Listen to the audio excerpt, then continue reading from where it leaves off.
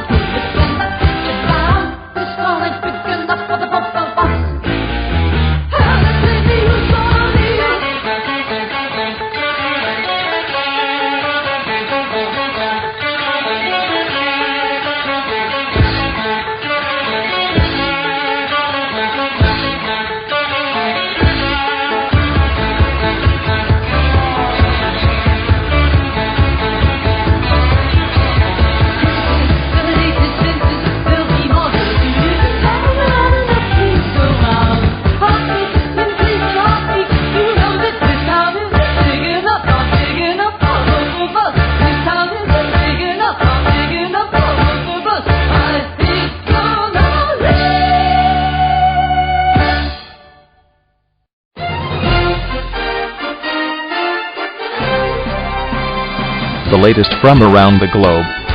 This is Radio Redux News with Archangel UK. That was Mechanical Resonance, and then just now we had This Town Ain't Big Enough for the Both of Us by Sparks, because somehow on the last show, which was the last of the previous series, I somehow managed to get mixed up Kate Bush and Sparks in my head, and that's been gnawing away at me for a month and a half, so I really wanted to play Sparks as a way of apologising to them. But yeah, that's a cool song from the 80s, but we've got some more game music coming up in a bit, I assure you. It is news time, yes. Lots been going on, obviously, as I said prior to the music, all sorts of things going on. First of all, we'll have a little quick rundown of the end of 2006 news. Basically, there's a general consensus within the industry that game sales are going to basically have a big jump. But this could be in a negative aspect, because very, very soon indeed the PS2 is going to just go. That's a general consensus, with the exception of SEGA, who have announced that they want to do some new PS2 games, which is, fine. Anyway, it is predicted that whereas the value of game sales could increase by up to 5% in 2007, there's going to be a lot of pressure on the newer formats. By that I mean, obviously, the likes of Xbox 360, PS3 and Wii, to maintain this to make up for this shortfall that's going to materialise when the PS2 finally just disappears completely. UK sales in 2006 showed that a number of difference on the previous year. It was up 7% in total software units sold, with a grand total of 65.1 million.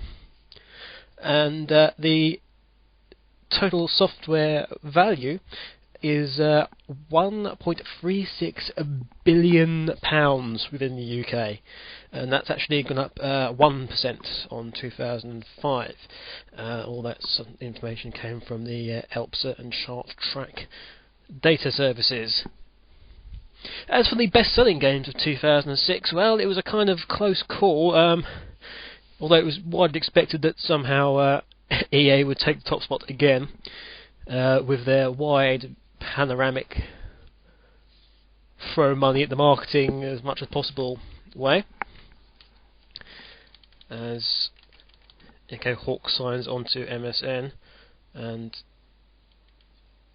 I'm afraid I have to wait because I'm busy recording. You can find out the results later, Echo, no to pester me. Best-selling games 2006, as I was saying. FIFA 2007 was the top-selling game. That was followed closely by Pro Evolution Soccer 6 by Konami. Need for Speed Carbon, which many people thought would take the top spot, was in third. Electronic Arts actually had 4 titles within the top 9. The only other one coming close to them being THQ, who had 2. If you're interested in the way the format war went down, PlayStation 2 lost 12%, sort of 11.5% really, of its market value, market share in 2006, going down from 44.4 to 32.6. The way 2006 panned out was 32.6 instead of PS2. Second was the PC of 22.6. Xbox 360 came in third with 14.1. PSP with 11.0. Nintendo DS with 10.9, although I'm not quite sure that was... I'm wondering when that was actually taken from. And the Xbox with 3.8. Don't know what the likes of GameCube and GBA were classified as, but... oh well. The top games publisher of 2006 in terms of value was Electronic Arts, as I sort of inclinated before, with 19.8%. To show you the big gap between them, second place was THQ, and they had only 7.9% share by value. So Electronic Arts by far and away the biggest games publisher in terms of the amount of stuff sold. Then you had Ubisoft in third with 6.9, closely followed by Nintendo with 6.8, Microsoft 6.5, Sony down with 5.7, not far ahead of Take-Two with 5.4, Activision 5.0, Sega came in ninth, guys, so you know, with 4.1, and Eidos and SCI sort of tied with 3.7. For 10th place. In terms of actual units, the percentage share was 18% for Electronic Arts in first, THQ second 8.3, it's more or less the same rundown, Ubisoft 7.3, Nintendo 5.6, Take-Two actually leapfrogging Sony by 5.4%, well, they've got the same amount of percentage share, but they've got a greater amount of sort of sales. 7 Activision.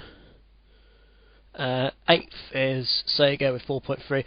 Microsoft in 9th. However, Microsoft software calculations do include the non-games PC software for all of this. And 10 is Vivendi Universal, also with 3.7, but again Microsoft has the greater number of sales. So a slight difference there, but there's Sega maintaining their little run. Activision was kind of one of the big guns last year. It's very disappointing for them. I think they were like second last year or something. The handheld devices took over at the end of 2006. Nintendo DS was on top in terms of overall sort of hardware sales, with Microsoft going on record to thank retail, basically for the support that it was shown, and the Xbox 360 was shown. PS3 wise, Sony were very happy. Your guess is as good as mine. According to the UK branch of Sony, they said that their target period that sales of PS2 and PSP exceeded their expectations. So there must have been very, very low expectations, is all I can say.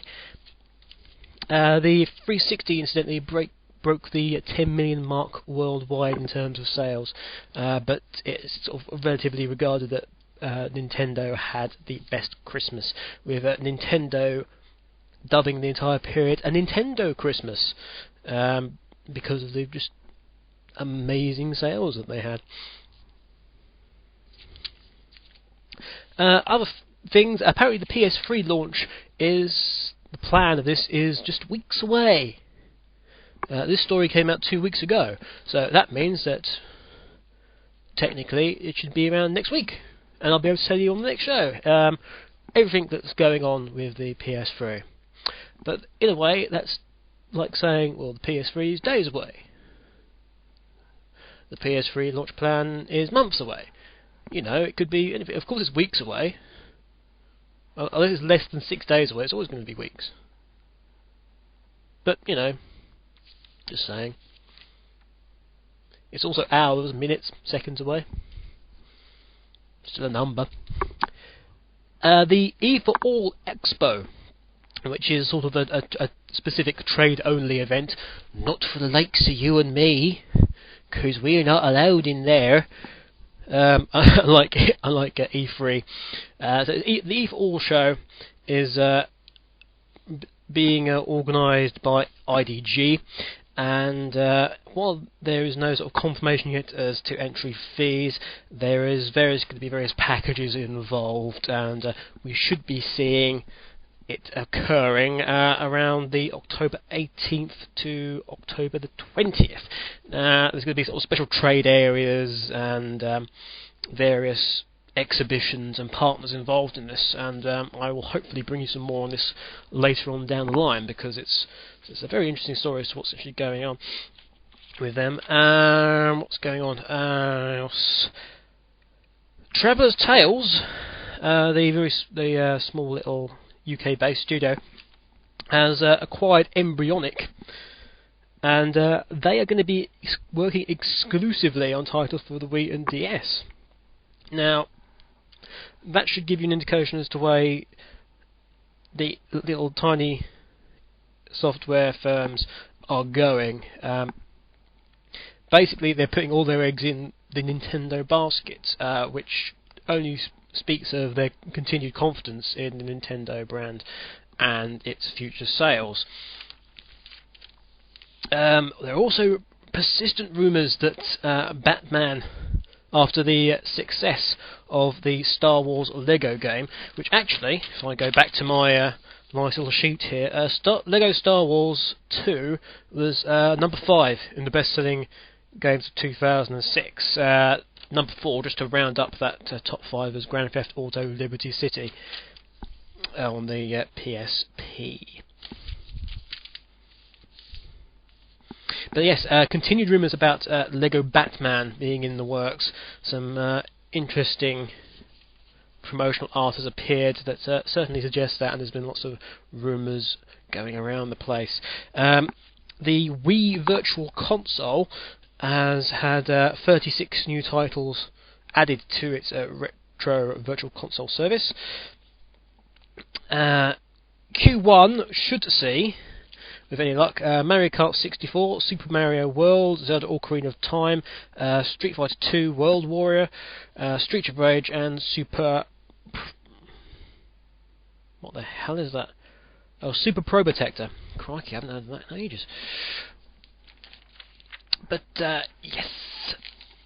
The bad thing about that is in terms of Wii games. Now that the sort of launch list until end of February has been announced, it's been noted that Mario Party 8 has clearly been delayed. On the plus side, Link to the Past, Mario Kart 64 will be going on the Virtual Console, at least in the US, next week. So if you're in the US, look out for that on the Virtual Console. I don't know, it's not really confirmed as to whether or not that will be appearing on the UK at the same time. But those are the two titles definitely going to be available next week. As I sort of said earlier, SEGA, again, hello, have lots of love for the PSP, and I continually don't understand why, when they clearly, obviously, hate the DS, because so far I think the DS they've brought out, what was it? It was Sonic the Hedgehog Genesis, which is regarded by more or less everyone in the entire world as one of the worst ports of any game ever. Sorry, being honest, which is filled with bugs and just terrible, really. So happy anniversary, Sonic. Thanks. And Sonic Rush, of course, which on the other hand, was, a fantastic game, an absolutely superb game, which is loved by everyone and put by Sonic fans on a pedestal, in the shape of, I don't know, a small duck. A small duck with a wing in a sling, holding up the tray like some really put-upon waiter, with a nice statue of Blaze the cat going rah with a fist and flames coming out of her knuckles. Yeah, those are the only two games they've sort of made really for the DS, and one of them's a port. Whereas they've been sort of slowly but surely building up titles for the PSP. One of them has been announced now, which is another new game with actually a very interesting and new concept, which is kind of rare nowadays for the games. It's a new game called Crush, which is being brought out through UK publication Kuju. Now, in this game, you're actually able to. It is various 3D landscapes, and in order to help sort of solve puzzles, very sort of complex puzzles and things, you're able to squash the 3D landscapes down into a 2D plane, which allows sort of various sort of puzzle-solving aspects. So, say I don't know, there's a gate on top of the mountain needs to be aligned with a stick or something. I'm just making this up as an example of what it could be used for. You could flatten the plane so you can get it in alignment, and then once it's in alignment and the sun's at an appropriate angle, it'll go through the gate and hit the stick, and I don't know, there's a jewel on top of the stick which points somewhere else. And that's the sort of thing that could be done with this. So it's quite an original concept. What else have I got to talk to you about? Going back to the PS3, actually, Jack Tretton, who is the one of the head gurus at Sony America, has denied there will be a price cut on the PS3 soon after its launch, which is very understandable, bearing in mind you want people to buy the console straight away when it comes out. It has been suggested very strongly that any price cut will materialise a lot long after the PS2 got a price cut, which wasn't particularly a long time at all. But Sony has very strongly denied this. But of course, it's supposed to be launched over in this country and Europe and the rest of the world. But yeah, we'll see how that goes. World of Warcraft, one of my favourite games, and if you believe that, good for you. World of Warcraft Burning Crusade sold 2.4 million on its first day, and Blizzard have been very vocal about this. It's actually, this is obviously a UK-based story, so 2.4 million on its first day. Now, you might think that's a lot, but it's actually not the biggest total. It actually comes second.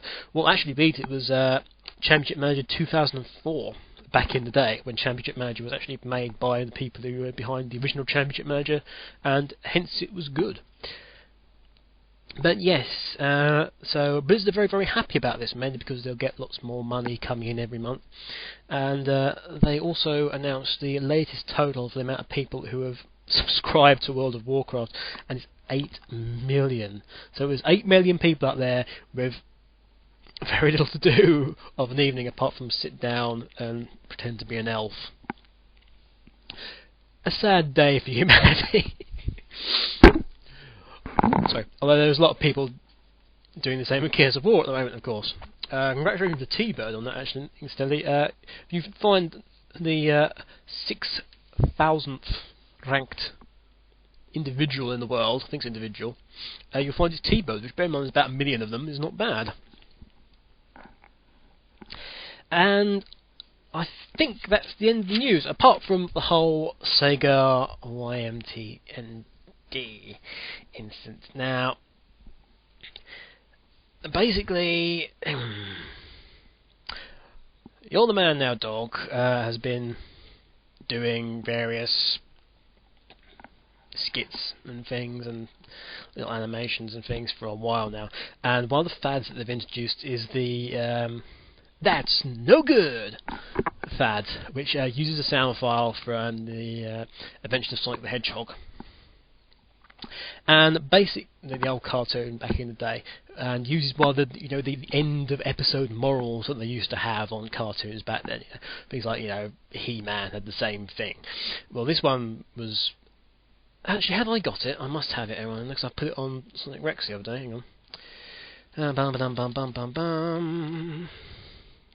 As I look for that, anyway, they did that, and which was fine because it was kind of it was funny. And now they've done various other ones, inserting and changing bits, and one of them they've used kind of shows Sonic sort of endorsing rape and furry sex.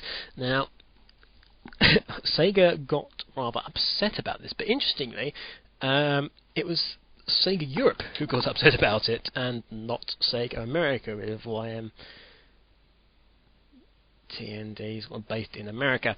So there's been all sorts of legal wrangles, and they've been threatening legal action, and all it's really done is pushed people to the YTMND website,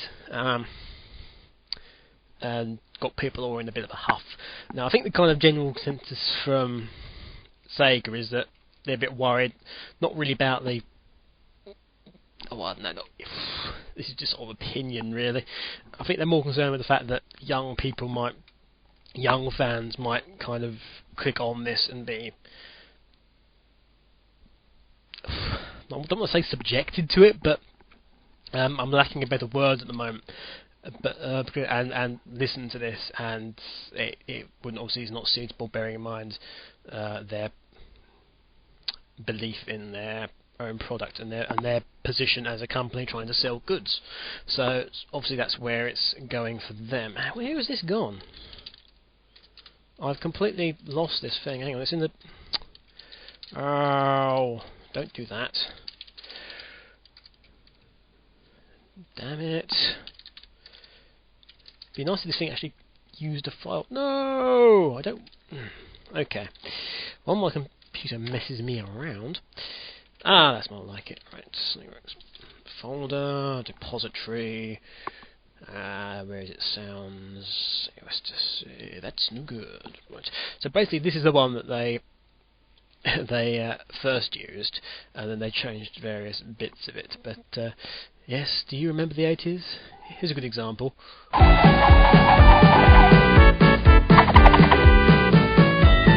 Kids, there's nothing more cool than being hugged by someone you like. But if someone tries to touch you in a place or in a way that makes you feel uncomfortable, that's no good. It's your body. No one has the right to touch you if you don't want them to. So what do? First, you say no. Then, you get out of there. Which, quite frankly, is what you do. But obviously, from a sort of 20-year-old perspective, you sort of go, Okay, so they're talking about sexual abuse. And someone's talking about sexual abuse. And you can obviously see which way they went down with that. I'm not going to play, obviously, the edited ones or YMTD's. YTM, whatever the bloody name is, his reply in the rap form they did. But obviously it caused a load of fuss. One of the other things, before we finally finish the news with half an hour of the show already gone, crikey, is there was the announcement, the dreaded announcement that they were going to do a movie based on Satam, and basically the whole thing's a load of crock. As I suspected it was. Basically, there was a lot of opinion involved as opposed to fact, and people allowed themselves to be taken in by this. Whether or not it's been looked at or what have you doesn't particularly matter. SEGA, if you read this particular story, SEGA has not relinquished any kind of control over anything to do with Satam, so I'm afraid that all you Sally Squirrel fans out there will just have to make do with the fact that you're not going to see that anytime soon. Sorry. We have questions coming up. Questions and answers. Answers and questions with some Q&A UK, but it's more than time for some music, isn't it? What do we have next on my list of fun? I'm going to give you an overclocked remix next from a person by the name of Urez, which is an overclocked remix of Mega Man 6, and this track is called Flurry of Frozen Fury. Afterwards, we're going to have a track called Mini Boss. It's a remix of the Mini Boss theme by Botnik. Now, Lord Enerjack, who actually found your email, incidentally, Lord Enerjack, was asking me about this because Botnik actually, the band, have now split, which is very, very sad. If you know Botnik, anyone from Botnik, or if you are somebody from Botnik and you are listening in by some miracle to this podcast, send us in an email. You can contact me at radioredux@sonicrex.com, and I'm kind of interested to know what's happened to these other tracks, because they were working on some other tracks to do with Sonic, and I'm kind of interested to know whether or not they'll ever see the light of day, because obviously there's a lot of people interested in what Botnik did. They played some of the tracks before, it's gone down really well, and obviously things like the other tracks were Oil Ocean and Your Shoes on Fire, which featured Sonic music. But yes, we've got the Mini Boss track, which Lord Enerjack was asking me about after that. But that's the end of the news, and wow, Q&A UK is next.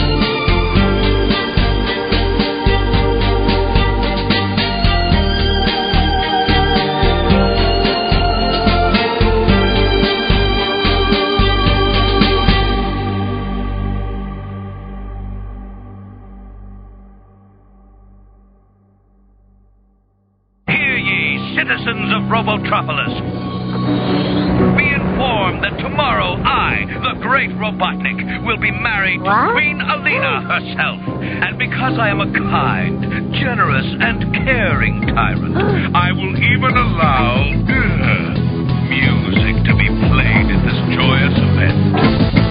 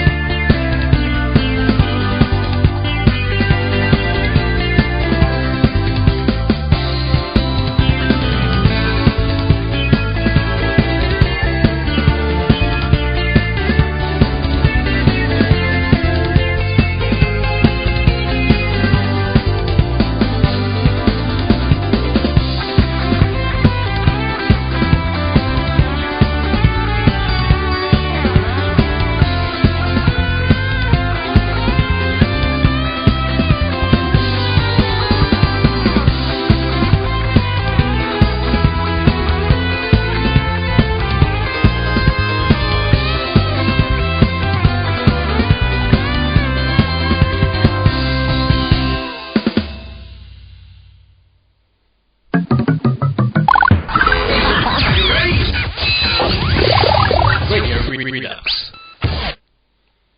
And that last track was The Air for Windy Valley, and that was another Sonic Adventure track. Right. It's time for some questions and answers. Answers and questions with some Q&A UK. But first, we're going to have the first stage results of the fantastic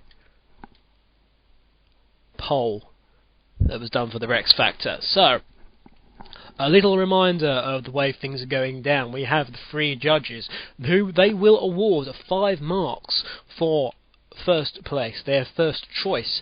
Then second place will garner 3 points. The person in third will get 1 point, and the person judged to be the worst in their opinion will gain a big fat 0. A big fat 0. Ab nil point they will gain.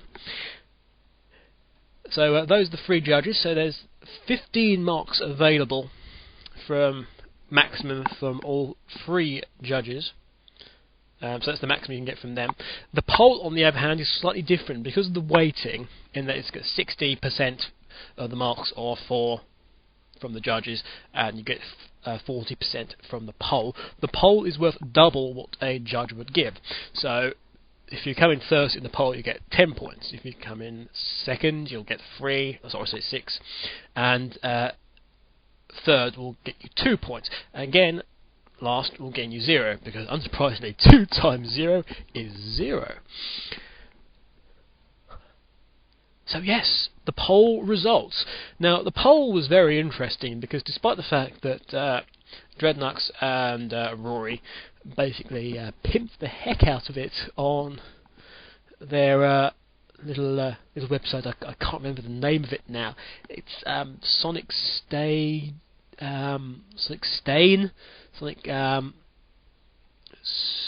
Stratus, Stadium. I think that's what it's called.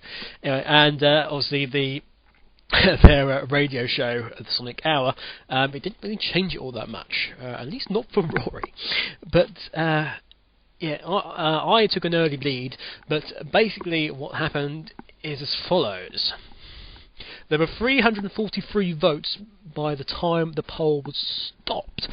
Now, those broke down as follows. In alphabetical order, Archange UK, that's me, got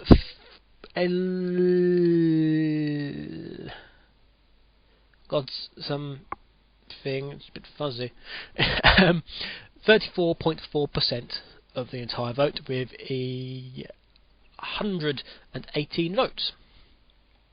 The Rednacks, who sung the music Dreams Dreams with his own little spin on it called Dreads Dreads, gained 18.6% of the vote and got 64 votes in total. Echo Hawk, who sung the Sonic Adventure 2 version of Believe in Myself, which was Tails' theme, gained 125 votes with 36.4% of the vote entire, and Rory Black's spoken version of Can You Feel the Sunshine called Can You Feel the Shatner gained 10.4% of the vote, which was 36 votes. So what does that mean? Well, it means that in last place, earning the nil point, big fat 0, is Rory, say with 36 votes. In third, gaining 2 votes, or 2 points, sorry, with 64 votes, is Dreadnoughts. In second place is Archange UK, with 118 votes and getting 6 points. And in first, earning a maximum and a distinct advantage over everyone else with 10 points, it's Miss Echo Hawk. So congratulations to her for winning the public votes. So those are your rundown at the moment. Echo Hawk first, Archange UK second, Dreadnoughts third, and Roy Black 4th. It can all change, and it will change. But first of all, we're going to have some questions. No Magnificent 7 from Demex today, because we've got all this other stuff to go through, and I forgot to ask him, quite frankly. Neil Kidger writes, Dear AUK, can you get rid of Big and Charmy again in the comics? Also, can Devil Child come into the comics? Please, please, please. Neville, Charmy is always there to be got rid of in some way. I don't particularly want to bring Big into the comic that much. The last time he was in, he was a cyborg, wasn't he? No, Eggman got a bit inebriated and created Metal Big, I think was the last time Big was in. Was it that? Yes. And then there was Sonic dressed up as Big. Was Sonic dressed up as Big, or Knuckles dressed up as Big? One of them was dressed up as Big, reenacting what happened to Big, and that was like a year ago now. So the likelihood of Big coming back is unlikely. The Devil Chow will come into the comics at some stage. Now I'm not sure when this is going to happen, but I need something for the Chaotix to do. So Chaotix X might kind of cross over a little bit with the comics at some point. The Devil Chow does exist in the comic universe. I have sort of kind of made that clear. Raven exists in the comic universe most definitely. So that will happen down the line. Sanfran51 writes, when will Chaotix X Series 2 start? Well, Chaotix X Series 1 hasn't finished yet, because I still haven't got round to writing the show. When it happens, I've no idea. What I'll probably do, if the Chaotix will be around for a little while, and then on the next show, most definitely doing something, but then it's not going to be a Chaotix X, I don't think. I'll probably try and get a series of scripts, all the scripts written up, and then do the recording for that particular series of Chaotix X. I'm more inclined to do it that way because it allows a bit more sort of polishing. So whereas there might not be a Chaotix X for several episodes, once the last episode of this particular arc in Paris is done with, it'll allow the second series to be sort of more honed, and it'll allow them to come out in sort of quick succession, if you like, which is something that I think was kind of hindered rather with the way it was done this time. Sampran also asks, should Spitting Image come back? Most definitely, I think, but I think yes, in instance that there's a sort of hole in satire that could be filled by Spitting Image, but also no on the basis that it wouldn't last very long, and the real life is so much more funnier currently in politics and things than anything that Spitting Image could do. Finally, Sandman51 asks, which video game show is better, Bad Influence or Games Master? If you ask Violet Berlin, you'll find the answer is Bad Influence. If you ask me, you'll find the answer is Games Master. But that was just purely preference-wise. See, now I've started some kind of feud to Violet Berlin, which I could really do with. Oh well. We love you, Violet, really. I remember when you were writing on Digitizer, don't worry.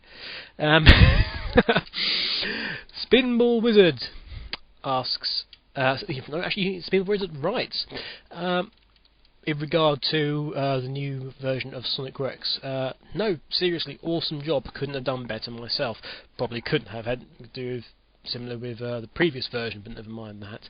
I'd drink to it, but if it weren't for the fact that I can't legally buy a pint for another 6-ish days. This was a while ago, so now obviously Spinball Wizard's had his birthday, so congrats to Spinball Wizard, happy birthday. The themes kick some major ass, even if I hate the pink that's Amy Rex, I dig the skin. Yeah, I think that's the general opinion of people, is that, it's pink, but then again, the actual skin itself is cool.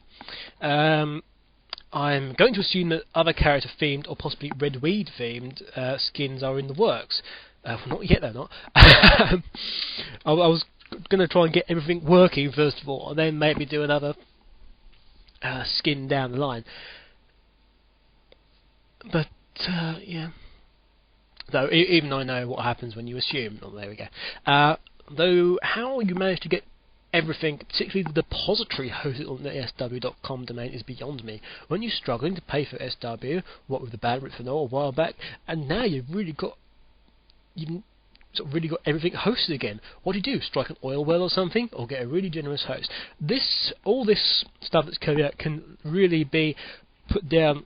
Major thanks to Demix of Sonic Style, who has a fantastic host called StartLogic, and I'm basically with them now. The domain name is going to get properly transferred over, I think, in the next couple of weeks when I kind of get round to sorting that out. But yeah, I basically wrote off about, I don't know. It was a large chunk of money that I literally been a month previously forked out to keep SW going for another year, which I basically wrote off to myself and spent some more money to get it going for 2 years for a fixed. I've basically got a ton of bandwidth, which I wouldn't have had before. It would have cost me more down the line to continue with easily and their hosting. I've also got a ton of memory, which will be slowly filled up if I have anything to do with it. Yeah, the depository coming back, third depository, which has been sort of on and off since Sonic Rex started, is now here to stay. What did I put up yesterday? I put up some comics, which was salvaged from another Sonic site, which is now defunct. I put up some. There's loads of fonts on there now. We've got. There were some videos up the other day. I put the 2 old Sonic Heroes ones with the chaotics up. Because people still love downloading that for some reason. I also put up a Sonic Adventure advert. And what else did we have? There was some more stuff. Oh, there was some a couple of tracks from Shadow the Hedgehog. I think it was both versions of the title theme music. And what was the other one? Oh yes, the Sonic X theme, but the UK version of Sonic X theme. Basically, there's lots of bits being added to it, more or less every 2 or 3 days. There's stuff being added to that depository now, and people are loving me for it, quite frankly. But yeah, I got a really generous host. I'm still very, very poor, and you can help out Sonic Rex immensely by donating some money to us via PayPal, which can be done if you go on PayPal and send some money through them to ArchangelUK at sonicrex.com, or alternatively ArchangelUK at hotmail.com. They'll both go to the same place. But I have no money at the moment. I might well lose my job because the company I work for is in administration again, and so I might be made redundant. I'm not sure how much I've got left on my PayPal to pay for Radio Redux, actually. That might be something I want to look at. So yeah, if you want to help Radio Redux out, just bung us $5 or something, or $10. Keeps going for a couple more months, yeah. Spinball continues to say, going back to the point at hand, took a look at the Blaze profile. Nice work on those so far, by the way. Yeah, I'm trying to get some. I'm trying to get some more done after this show goes up. Right. And I only have one reaction to Blaze's profile, he said.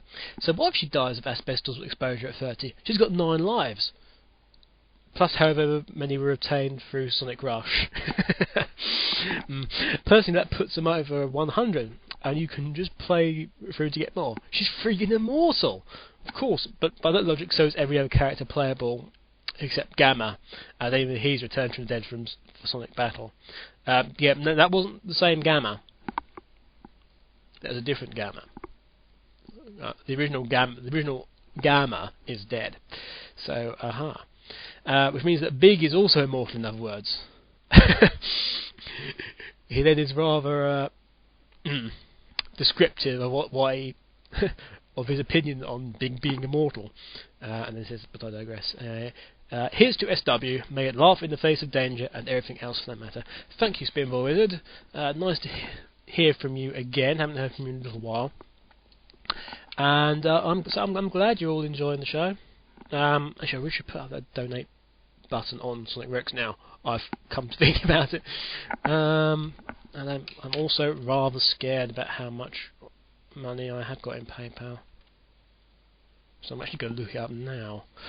But as I do that, because you don't really want to listen to me type and do stuff, I'm certain, we're going to have some more music. Now, what's next on the playlist, you'll be asking me? Well, we're going to have a little double bill from Sonic Team, this time from Phantasy Star Online. This is the first Phantasy Star Online, not to be confused with Phantasy Star Universe. And it's going to be part 1 and part 2 of Mother Earth of Dishonesty. And those are coming up for you right now.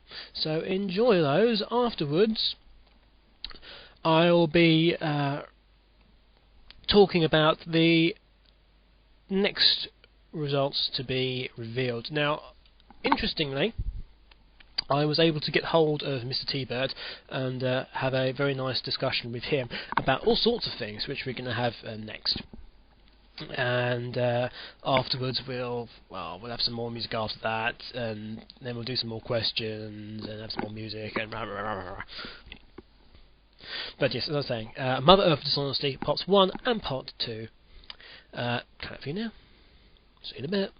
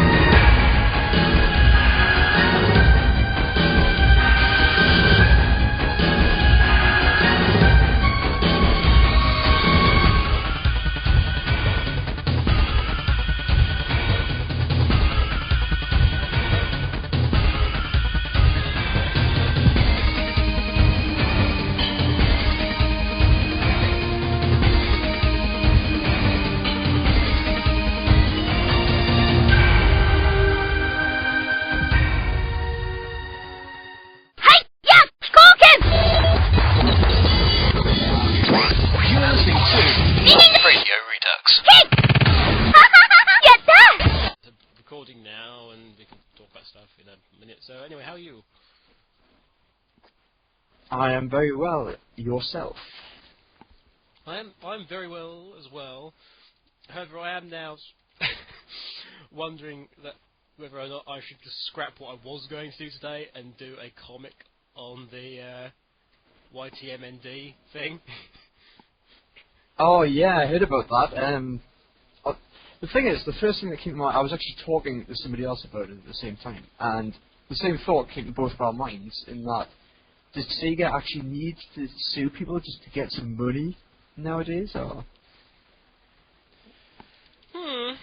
It is, Because that's no good! Sorry, I had to get that in there. I've had an idea for the comic. Anyway. But we'll see where that goes. It involves me having to have a sprite and then having to have characters pretend it's another sprite, but we shall see. I'm sure it can be found if needs be. As long as you can avoid getting sued yourself for... This is the thing, I just said because Rory was on MSN, which is one of the reasons I was delayed, because Rory just wouldn't shut up. He's still talking to me.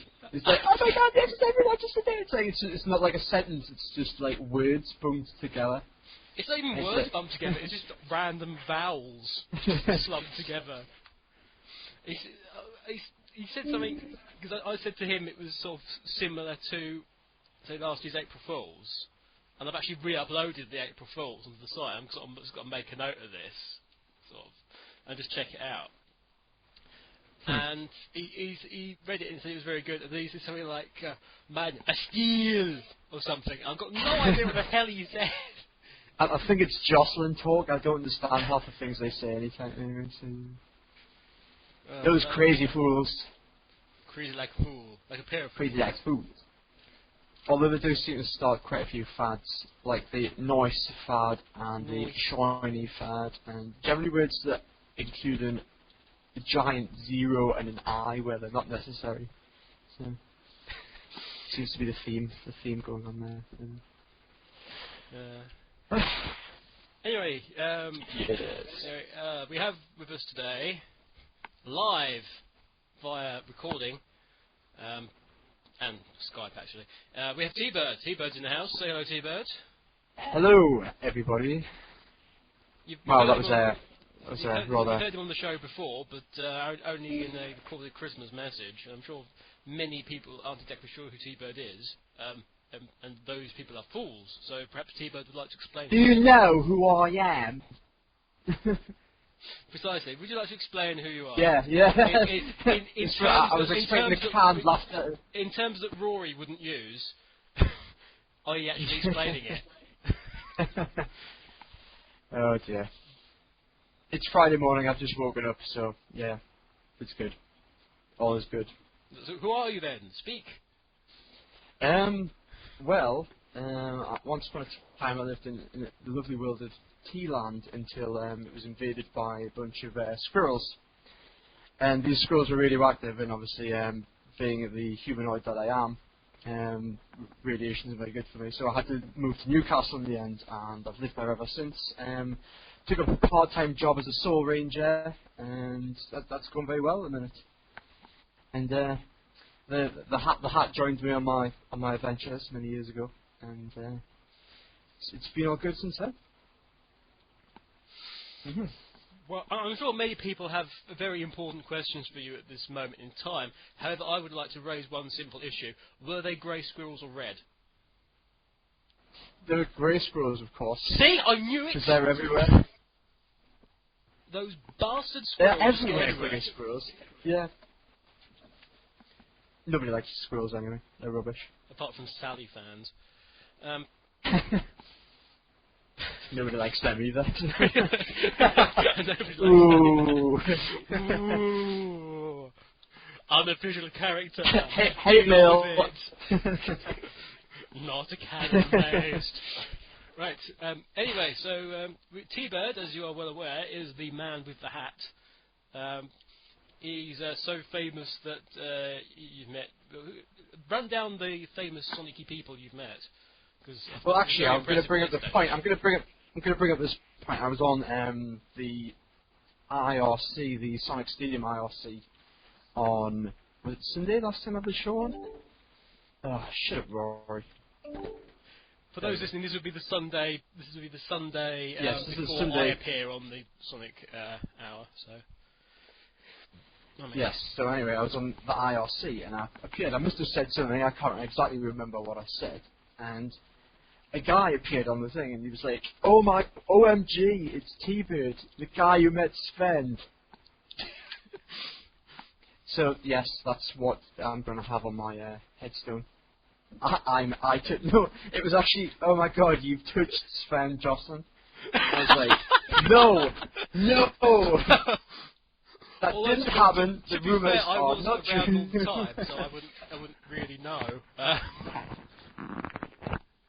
But, Why do you think we were sitting in the back row at the Richard Jake's concert? well, when the sexual comment went down, Yes. I wasn't there. So It was a conflict between utter shock and sort of Lamau, Ruffle, and various other phrases that I used in inappropriate context on the internet these days. But never mind. But yeah, that was my first memory of meeting the man, the myth, the legend, and I think that'll remain with me until. I was more on the lines of, obviously, you've met Richard Jakes mainly because I was there at the time. But you met a certain other person involved in Sonic music as well, didn't you? Oh yes, Mr. Junsenau, and he's a very lovely chap, and he invited me back to his hotel room, and we sat and had lots of laughs, and yeah, other things. But he's a great guy, Jun. I mean, how many sort of influential people in the field are going to go, "Yeah, come and meet me in London, I've got a day off." And it was an excellent day. I got to hear his world months and months before any of you cretins. So, but I was sworn to secrecy, so I wasn't allowed to tell anybody. Aww. It was upsetting. It was like, people were like, "So, what did Jun play for you?" And I was like, "I can't tell you." He played music.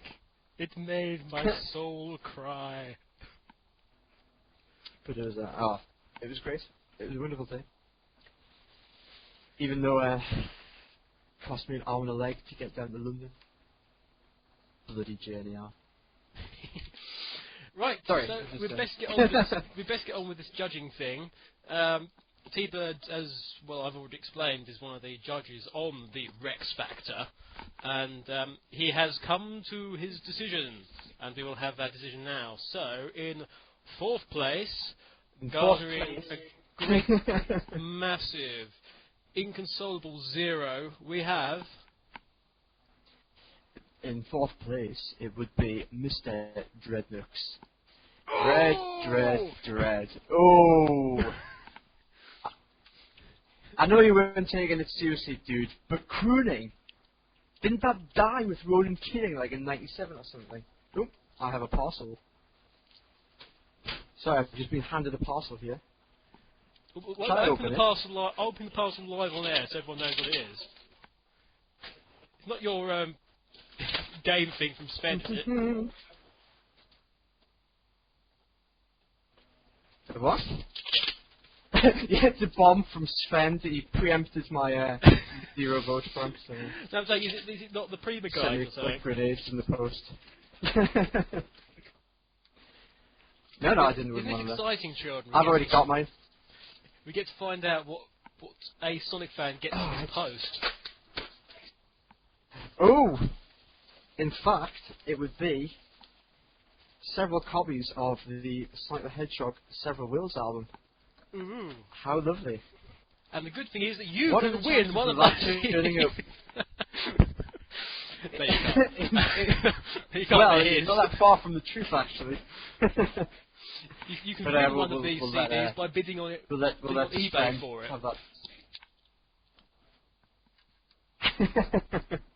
Damn you, eBay! Anyway, back to the topic. Yes, Dread was fourth, and you were saying Oh, what was his I doing? crooning was to blame. Yes, I was for this. slagging Dread off. Yeah, crooning, no.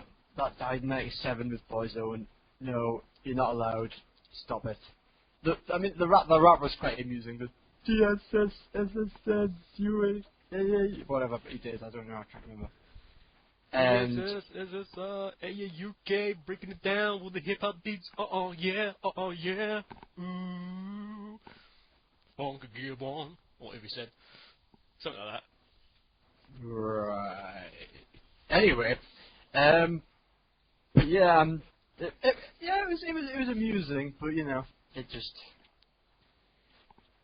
didn't meet up to the standard of the other entries, I don't think. So, and I'm not sure about the queue for having Dread Delight dribbled on them, but never mind. I know. If there's anything that as soon as I heard this, if anything that was either going to be a massive vote gain or a massive vote loser, it was that line. But yeah, 10 out of 10 for actually appearing, Dread, because I know how busy your schedule is, so. But yes, I apologise. 0 votes for you. 0 marks. Dear oh dear. I'll buy a pint at some point. I'll buy a pint, Sven. Don't worry. I'll make it up. Probably be cuddling him while he's crying into his beer. Crying into his beer. Oh, poor Sven. Never mind. It's alright, yeah, he's probably done very well in the other one, so... You hope. We can only hope that he's done very well in the other one, so that he hasn't come last and hasn't got to do the forfeit. But, on the basis that he's currently... Sven doing the forfeit being so bad, though? Well, this is the thing. I mean, technically, the forfeits, whichever forfeit I have finally decided upon at this point, wouldn't be that bad if either Rory or Sven did it, because it would actually be pretty entertaining.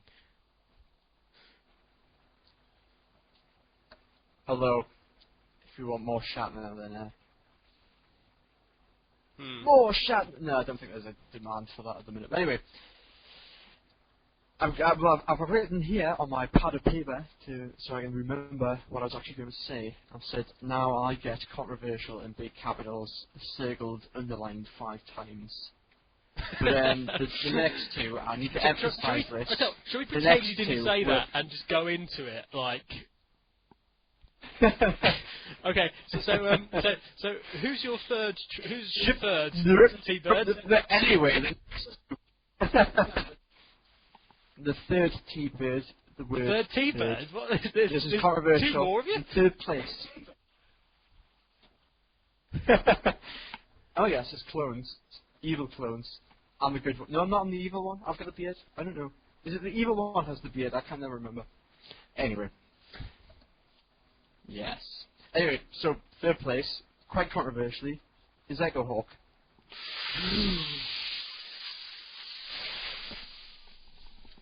I did say I was going to be controversial, boys and girls.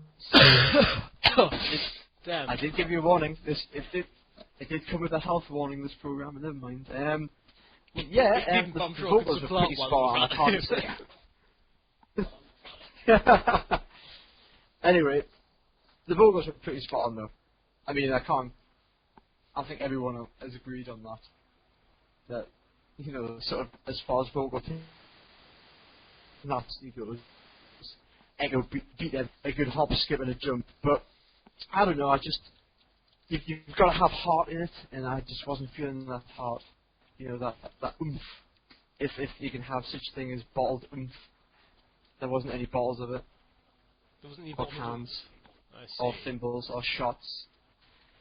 Just So you're complaining about the amount of alcohol that there wasn't in the song, basically. Yes, basically. Okay. So if she was inebriated, it would have been much better. Generally, yeah. Well, oh shit. Plus, what are you staring at?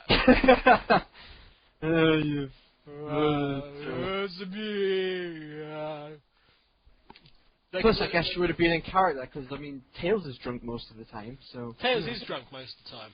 Tails has a long-standing alcohol problem.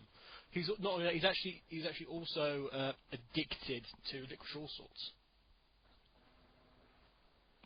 Which one? The Bertie Bassett ones? Because I'm addicted to the Bertie Bassett ones. Well, you would have thought he'd be addicted to like the yellow and pink ones, but he actually leaves those out. He refuses to eat those. Did he just eat the pink bits and those pink and black ones? No, well, he eats the orange and black ones. He keeps muttering things about his father at the same time. It's quite disturbing, actually. Who is his father? If you mention Archie, I'm going to fire my cannon at you. So, his father's his dad. Not that I own a cannon, boys and girls. Who is his dad? Who are half of these people's dads? You never see them about. You know, they don't SEGA trying to preach they have no responsibility. family. They have no family. They just appeared, or their parents had done off. But this is the thing. Apparently, Robotnik hasn't got a mother or father. Yet he's got a grandfather and a cousin, and that makes no sense. He surely must have had some kind of parental upbringing, or some kind of, consummation to create. I would really like to see sort of a behind the game where we get the get the point of view of Dr. Eggman's mother sort of thing, and well, when Eggy was growing up, he wasn't like all the other kids. The starters, he was egg-shaped. That'd be great. I would pay good money to see that, in fact. Oh, yeah. So it'd be like Tails. Tails was born into a litter of 8. 5 survived. Tails was one of them. And Tails ate 2 of the others.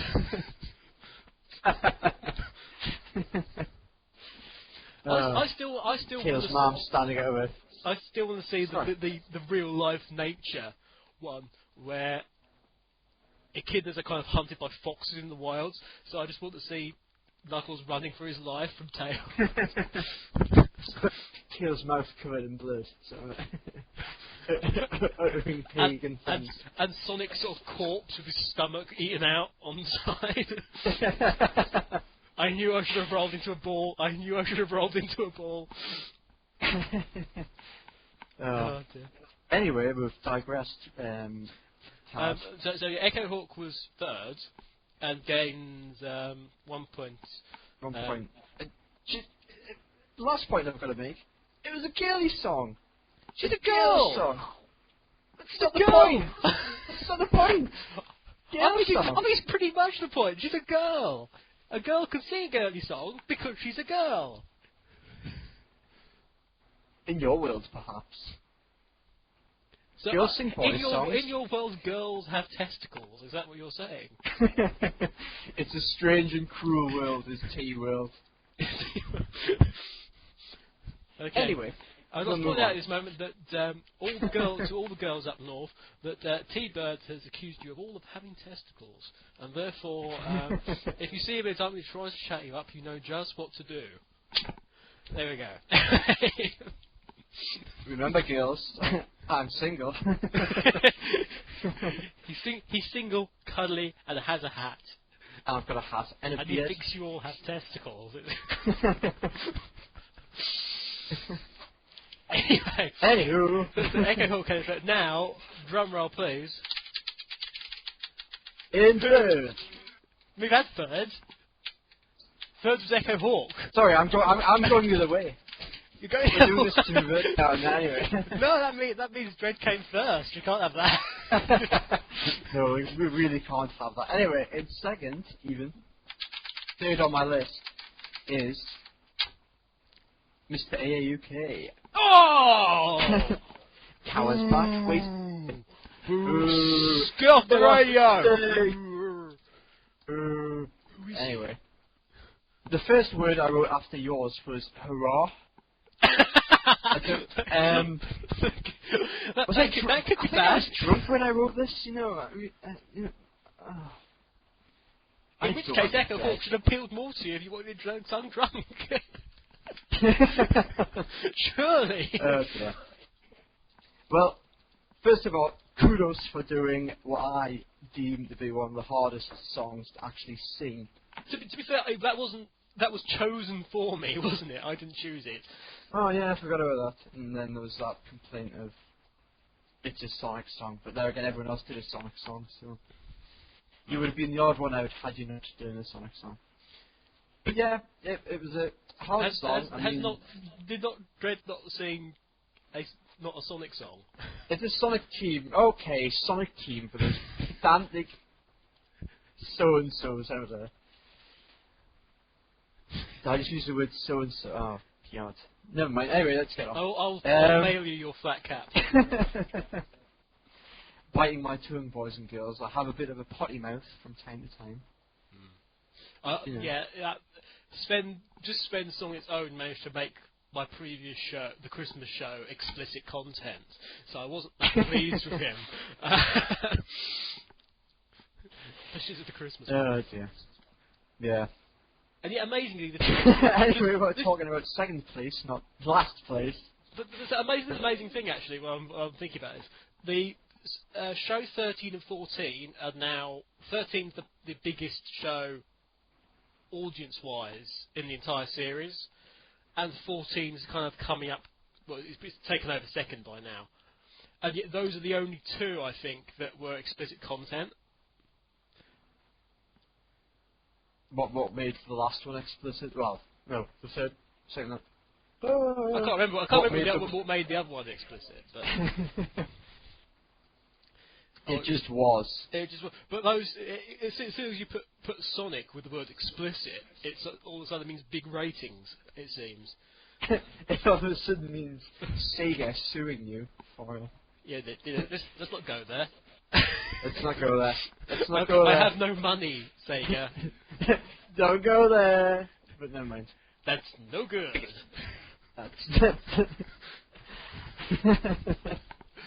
You can make a parody of the parody of the. Oh, I don't know. There's already one planned. How predictable. Anyway, apart from like the few. Stop it. I said nothing. Continue. Into. What? Into. Yes, but apart from the few high notes being missed, but even though I can't hit them, and I've got a fantastic voice, a fantastic radio. Anyway, enough about me. Was that a suggestion that perhaps you should be in the next one? It was a subtle hint, I believe. Subtle hint, was it? Okay. Well, T-Bird is the next Rex Factor, everyone. Yay! Yay! But you don't know what the conditions are going to be for that. The conditions? I've got to perform the song in sub-zero temperatures during a blizzard. It's like the Krypton Factor. Nobody remembers the Krypton Factor.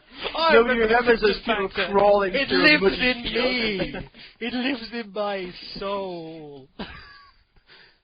Like my favourite part of that show was when you had to crawl into that sort of blue nylon rope net.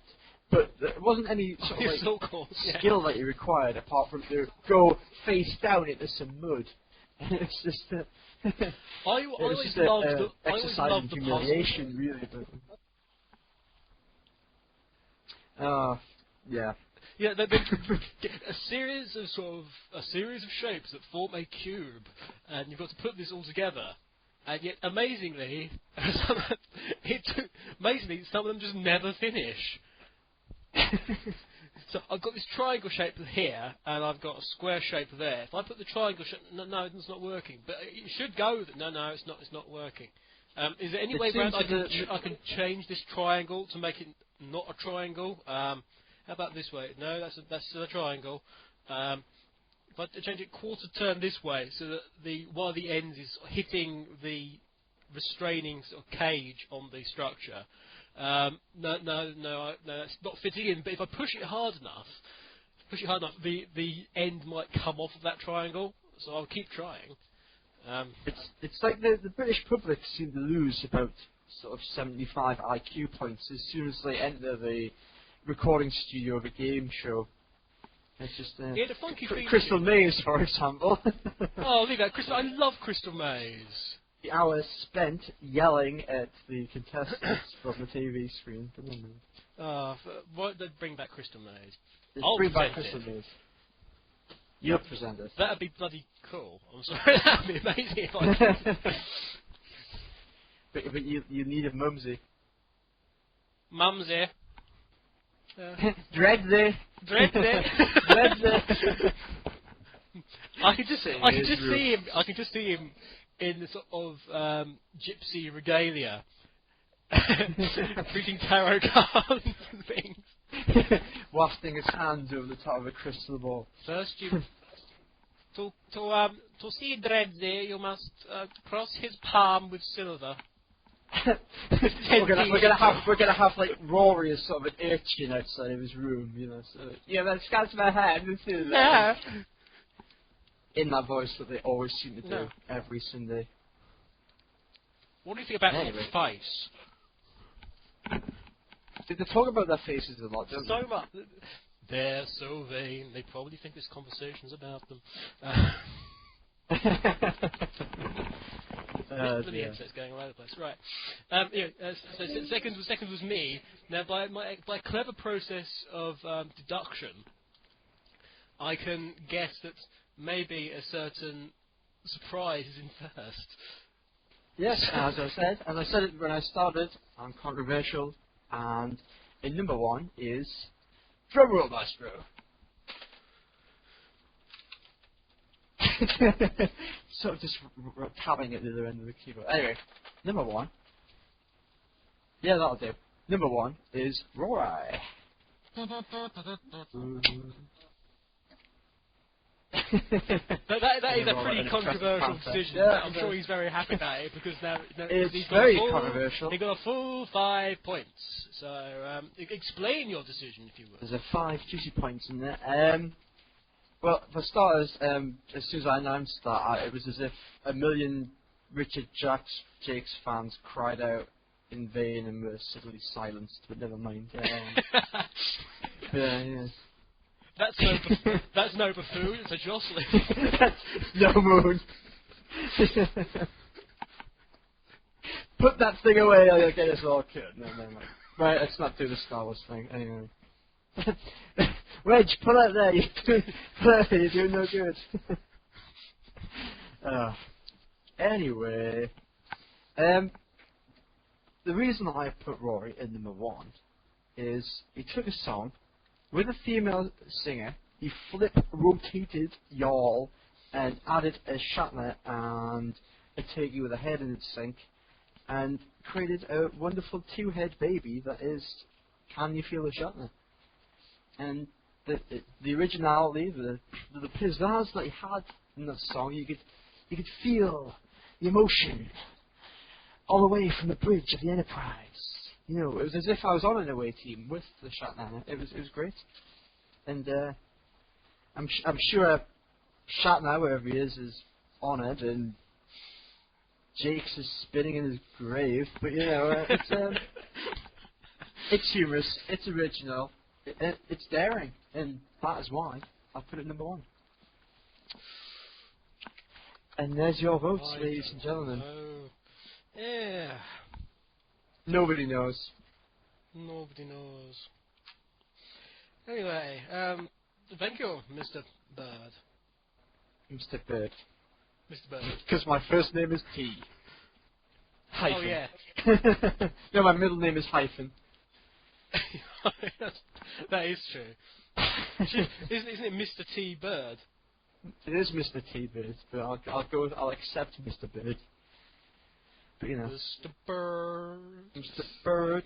In fact, I had a really weird experience on Tuesday. I was out at my usual heavy metal crooning place. No crooning there. Heavy metal crooning. Let's the not only think about way. The only way to feel the noise is when it's good and loud. You're poison, yeah. Poison running through my... No, it's not going to. But don't go there. I'm using that a lot this morning, I've realised. It's like I'm trapped in an American sitcom. Sorry. No, it's the crowd noise. Never mind. Woo! Don't go there. Anyway, I was at my local. Ow.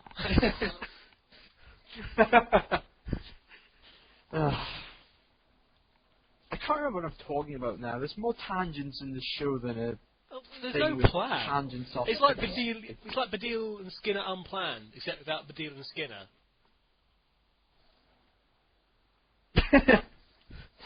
So it's nothing. Just silence. It's unplanned. That's it. Somewhere with somebody sitting in it. Badil and Skinner unplanned without the Badil and Skinner. Now, by the power of my mathematical mind, that's unplanned. It's just a theatre somewhere with some guy sitting it going, I'm sure the tickets are for tonight. You know, that's all there is. Do you believe in the pleasure pain theory? In that somewhere in the world, if somebody's experiencing pleasure, somebody will be experiencing complete and utter pain. Like in that advert for that Radio Redux does both of those at the same time, doesn't it? It is karmically balanced. If you're eating a pineapple, it is. Like a whole pineapple. When you've started bleeding from the nose from all the burns that have gone up it, yeah. I can see that happening. But you've got that beautiful, beautiful pineapple juice running down the back of your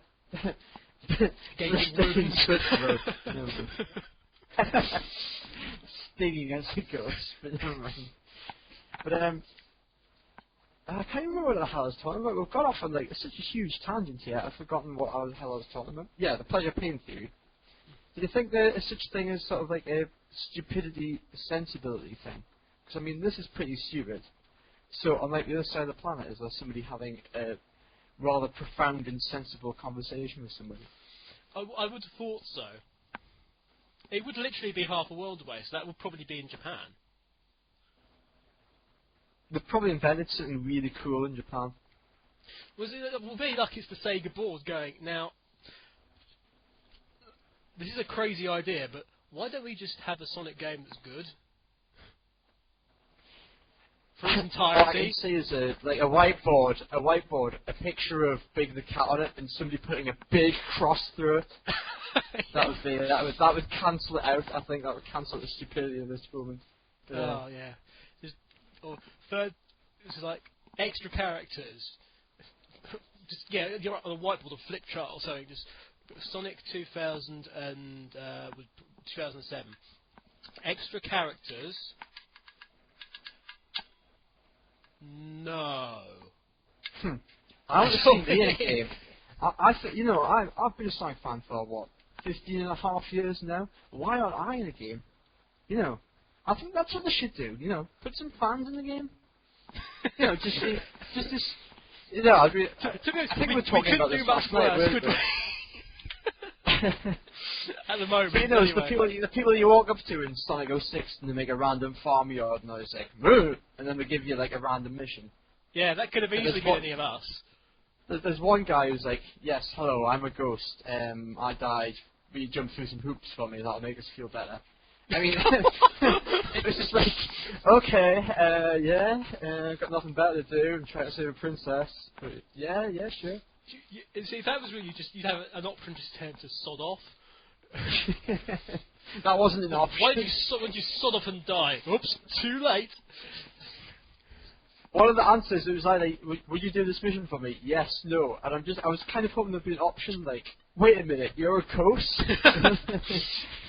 But Sega hadn't even gone to the effort to make him like transparent or anything, so he wasn't even a convincing ghost. I just that's took this hard. guy's word for it.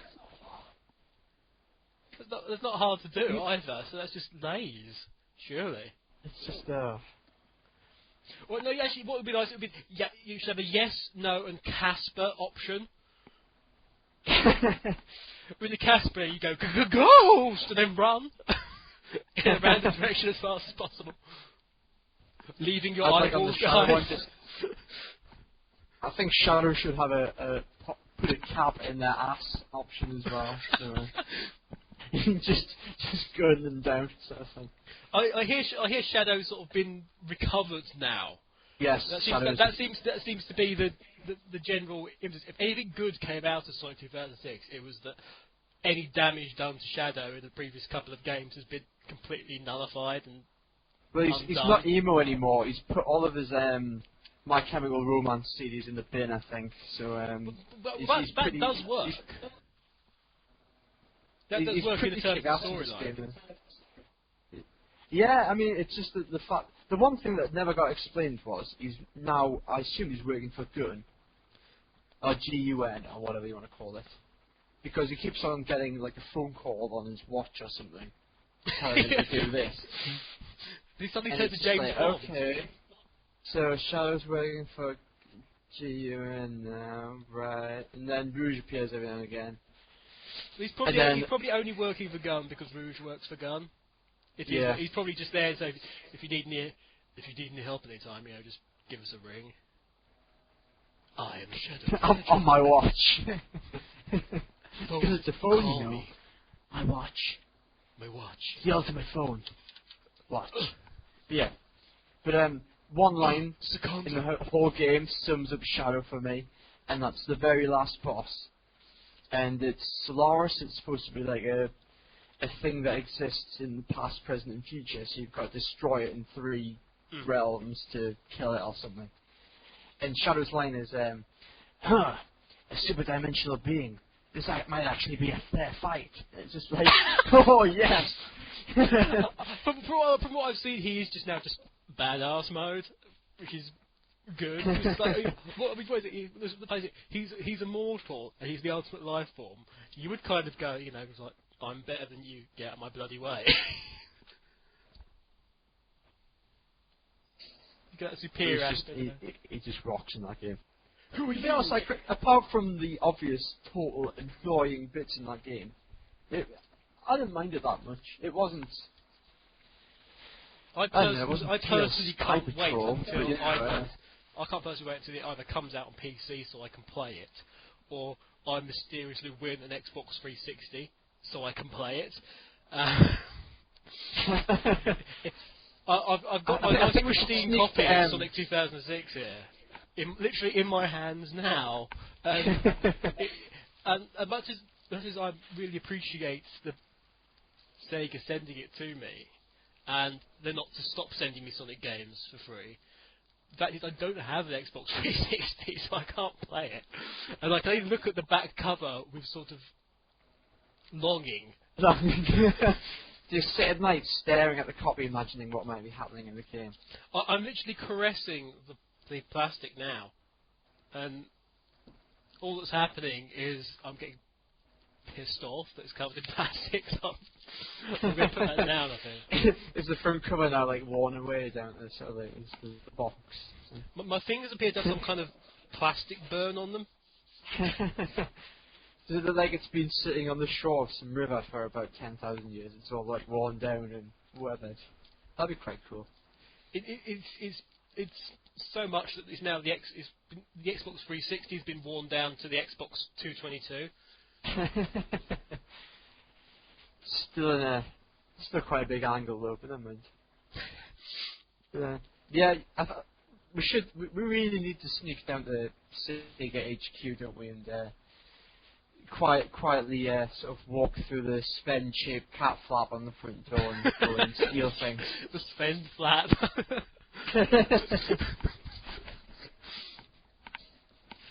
Not that. Yeah, has he got his own bowl?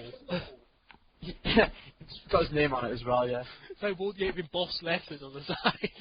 There's a big box of sort of pedigree Sven. You've got to maintain that shiny coat. He's got those chews so that his teeth don't get all manky. Yeah. As your Sven gets older, his joints and bones will start to become brittle.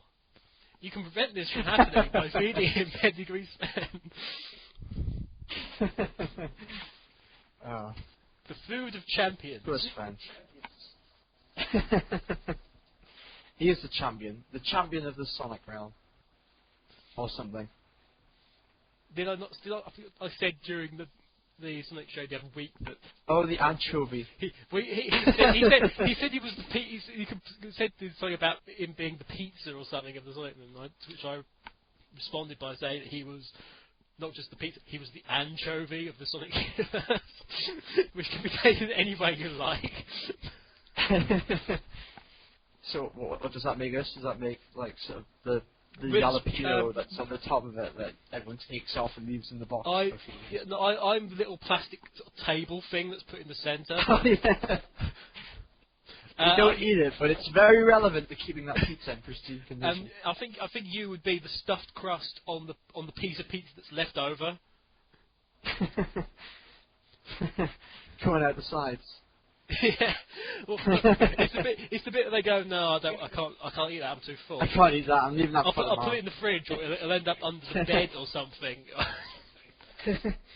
But you keep poking out and saying, I'm still here, hi, how you doing? I do feel like I've disappeared for the past 2 months, although nothing exciting's happening. I hope there's lots of big PR things from Sonic and the Secret Rings. That'd be lovely. There should be, because they need to go a bit overdrive, I think. Well, the blog made the. When I say blog, I'm referring to, is it the Sonic City blog? Yes. The Sega. Is it Sega City blog? Yes. The Sega City blog link. But at the minute they're talking about PR and the PR stuff that the PR guy's done about 4 posts in 2 days. Or something silly. Something silly, yeah. Oh, there's another one below. I didn't see that one. I got mentioned, so I was happy. Oh, there you are. That was happy belated New Year, but there's another one below that. Blue Beginnings. And it's got a picture of some guy's face, and it's really big. Is that the picture's really big, or the guy's face is really big? I don't know. The picture, the picture's relatively small. You should be aware that Sega are listening to this. Hi Sega, I love you, love you. This is blatantly being played in the Sega office. Simply because Sega I didn't actually involved. say who the guy with the big face was. I might have been referring to Sonic. You don't know. you don't know. Do you know who I... No, that's Ben's line. It is Ben's line. But we can steal it and use it. Because we can. Because he hasn't painted it yet. This thing, all thing with the lawsuit, all Sega have done is that for the next 2 months, the answer to everything, from any question, from any Sonic fan to another, is going to be, that's no good. That's all it's going to be. For the next 2 months, just that line just going around the place. I just remember being very upset when I first heard, the actual thing where it's talking about sort of, sort of sexual abuse and things, and I was quite traumatized by that. I was trying to get away from this shit, not to have Sonic talk about it as well. I hope that stuff doesn't go on in Sonic's world. Well, the kid, scary prospects. It's all very nice being hugged by someone you love. When somebody else, tries to touch you, that's no good. I think it's quite funny, all these sort of morality sort of things they had at the end of cartoons and stuff. Because they used to have them at the end of all the He-Man cartoons, if you remember. I only ever remember seeing there was one on British TV. But they cut them out of the British ones, didn't they? Because I remember seeing one of them, and it was about warming up before sports. And I thought it was totally bizarre that they had this thing, because it was the Olympic one. If you remember the Adventures of Sonic the Hedgehog, where they had the Robo Olympics. No? Anyway, I never really watched in this episode. Robotnik. Did you not? I watched the the oldest one. I don't get it before. Yeah, there was like the. Do you remember the Adventures of Sonic the Hedgehog? Did you watch any of them? If that's the oldest one of the lot, and I did used to get up, especially on Sunday mornings, to watch that. It was a really, really well. It was. I think it was a really, really. It was sort of really poorly animated. It was sort of like every backdrop was just sort of like the individual Adventures of the Hedgehog cartoons. How? Well, no, sorry, I'm getting what's referred to as SIM. I thought was quite good because it was the artwork was a bit better on it, and the backdrops were a bit more than just like still a canvas with various colours sprayed onto it. So, but there was an episode with this. But that's the only one I can remember of those little, that's no good things that I had on. And it was only until the interweb was invented that I found out about that, the sexual harassment one. That didn't surprise me that Channel 4 didn't show that one, to be honest. Anyway, we've been talking for 3/4 of an hour, roughly. And Really? Yeah. Doesn't time fly? And I had kind of planned to have this as a 2-hour show, but on the basis that I have like an hour's worth of music to play, as well as all the other stuff to do, it's going to be around 3.5 hours now. So. Sorry, kids. Sorry, kid. You might want to put this on pause about now and go and get yourself a coffee or a quiche or something, just to keep you tided over. Or you could get yourself a coffee-flavoured quiche, of course. Spinach flavour. Spinach flavour coffee and a bit of quiche. There you go. Perfect combination. Spinach flavoured coffee, coffee flavoured quiche. It all ends up in the same place anyway. Anyway, if you've enjoyed listening to Mr. Bird, then everyone's heard about the bird. Well, let's face it, he's going to be on later in the series. In fact, in a relatively short space of time, probably, because he's our next victim on the Radio Redux Room 101, which hopefully will be a lot better than Echo Hawks. in that he's going to think of some things to put in there. He assures me. I've already got a number of things I already want to put in this. Excellent. This is how. Thank God for that. Right. These are the lengths I will go to avoid university work. It's like I don't want to do this work, right? I'm going to type out some Room 101 things. I've got a big notepad next to my desk. Just everything gets written in there, so. but we're okay. As long as the notepad doesn't get lost, then we won't be doing it. If it gets lost, I can send you a my name is Earl one. Because we were giving them away at work and we haven't got rid of them all. So really? Yeah. Does it have a different thing that you've got to make up for on every page? Well, on the front cover, it's got the list, and then it's sort of the same sort of paper underneath, although it doesn't have the list sort of in sort of watermark, which I would have quite preferred. But I might see if I can do something with that then. Anyway, thank you very much to T-Bird, ladies and gentlemen. Whoa! Yeah. And we'll be seeing him very soon indeed. And now, I think, as it's been so long, we'll have a long period of music. And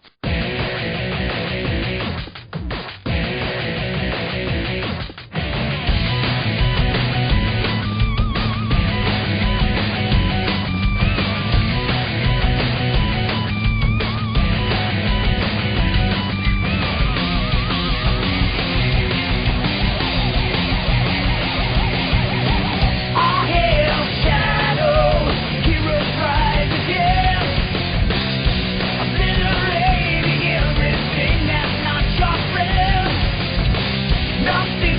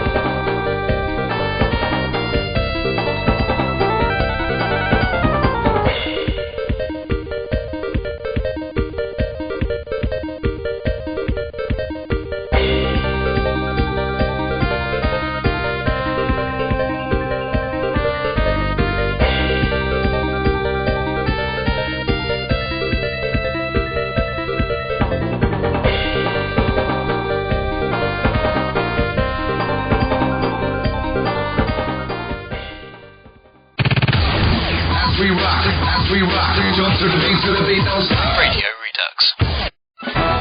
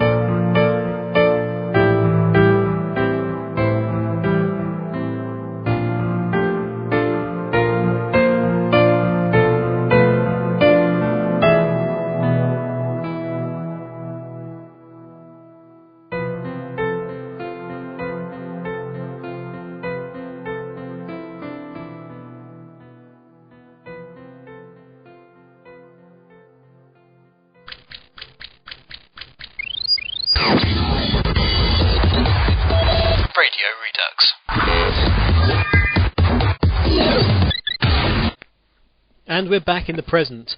As you might have gathered, that was obviously some time ago. I believe that I actually set the appropriate time period. But now we obviously have T-Bird's marks to consider. So just to run through that again, that was in fourth place, Sven got the big fat 0. And then Echo Hawk picked up 1 point.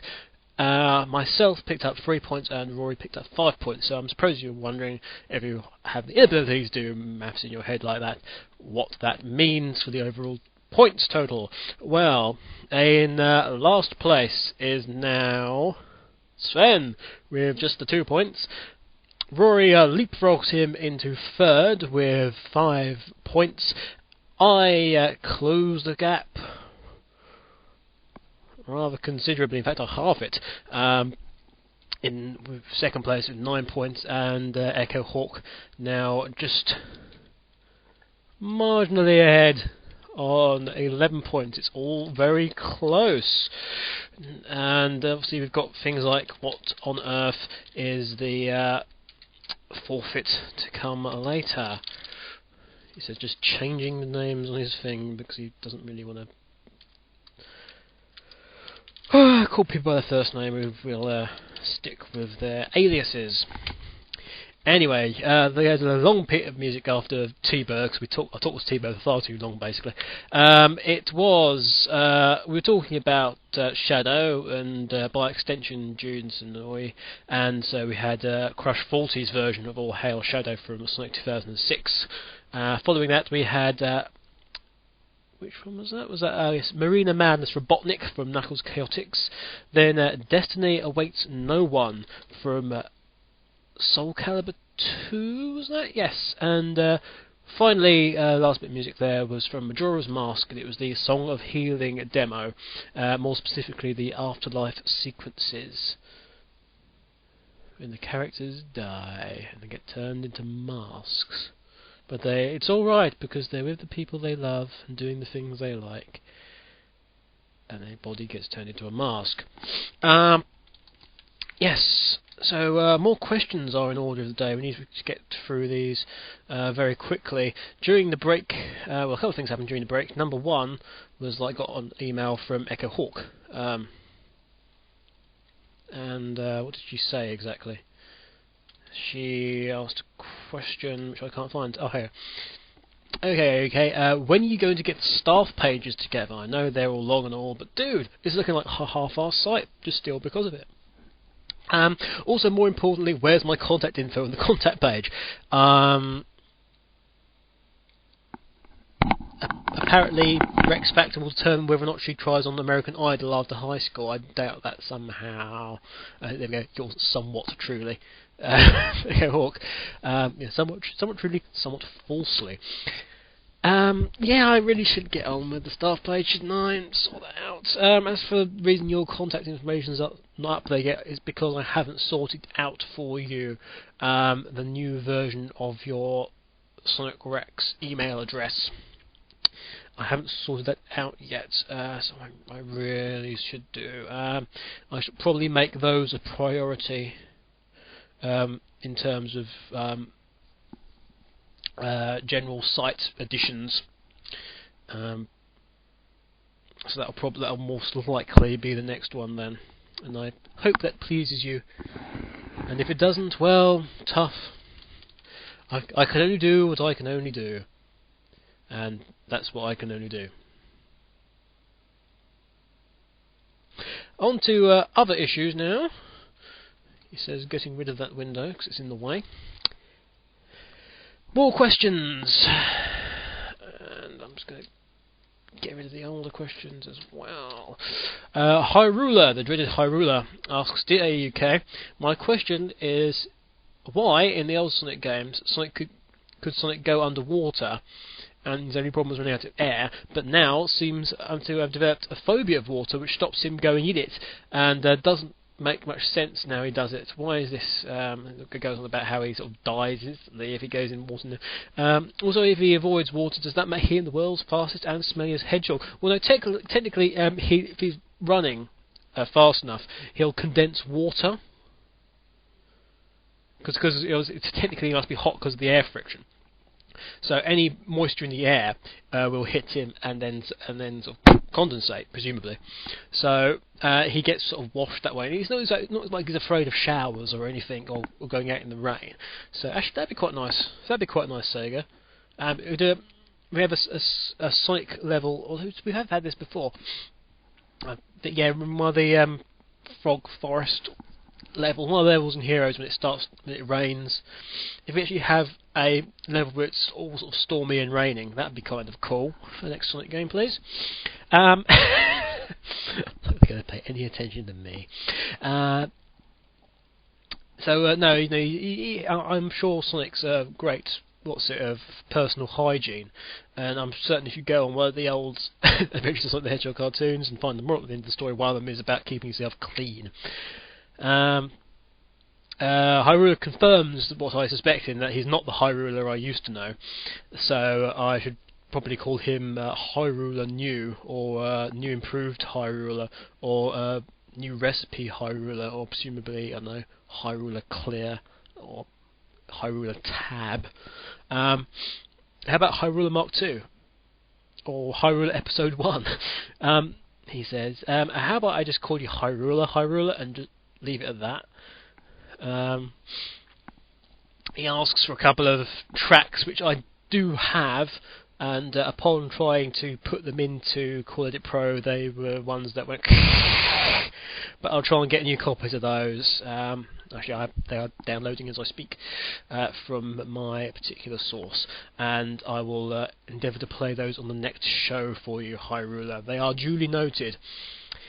CJ Merle asks, where in the world, CJ Merle?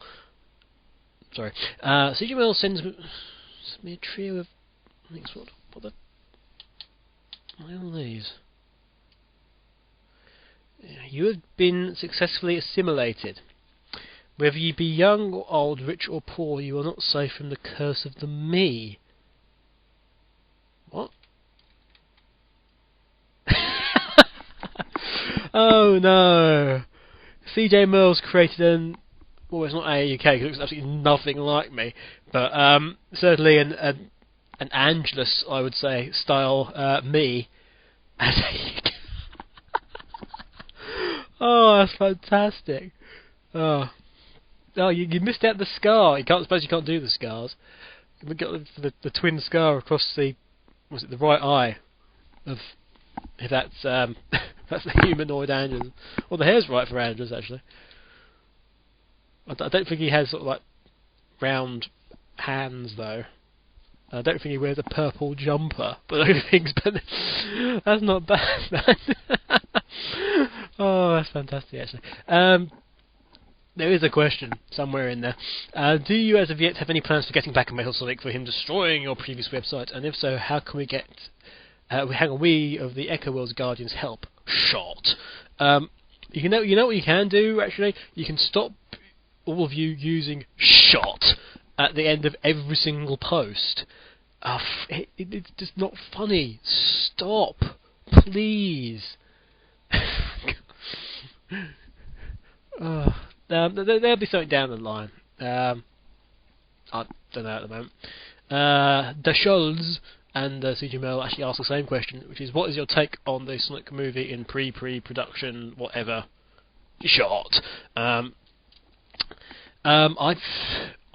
think it's very interesting that people are very people are interested in a series that's been dead for about 15 years, and that they think that a movie that would contradict all that Sega have so far been striving to do in the last 5 years, the last sort of 2 years most certainly, which is keep all the games and other things sort of in continuity, that all of a sudden they would throw that away and spend money on what would be a very limited venture. I'm pretty surprised that people even thought that is actually going to happen, quite frankly. The fact that it's sort of not, it thinks that it's not hoaxed, maybe, but sort of misled or what have you, is quite frankly neither here nor there. It should have been obvious to anyone from the start that, in the day, things like that aren't just going to happen aren't going to happen overnight, and if they are, I mean, yeah, we talk about it's a major thing. I mean, the big thing obviously what's been said before, which is Sally, and Sally's not going to come back. It's not. Sally has not been in a single game, and the likelihood of starting now and introducing blooming Knotville into anything is just, no. Sorry, not going to happen. Strata asks, hi UK, I have a question. Out of all the shows in Series 1 of Radio Mix, did I answer this on the last show? I don't care, I'm going to answer it again. Hi UK, I have a question. Out of all the shows in Season 1 of Radio Mix, which one do you believe has the best opening piece? Well, that's a good question. I like that question. I can't remember all of them. So, I think the worst one was the AUK versus the Fuzz one, where I'm being arrested. That's the worst one by far. So that's easy. The best one must be Charmy Got Back. Yeah. Oh, that reminds me. I'm so made up about this. If you go on Wikipedia and look up Baby Got Back, Radio Redux and the Chaotix are listed down under the parodies list. Now somebody's put it on there, which I'm so chuffed by. Again, they've got a listing down for the actual thing. They said they don't put the name down for it. They say it's unnamed. Of course, it's got a name. It's Charmy Got Back is the thing. But it's actually listed down on Baby Got Back page now, which is just fantastic. Oh yeah, that's fantastic. That is I'm so made up about that. Oh god.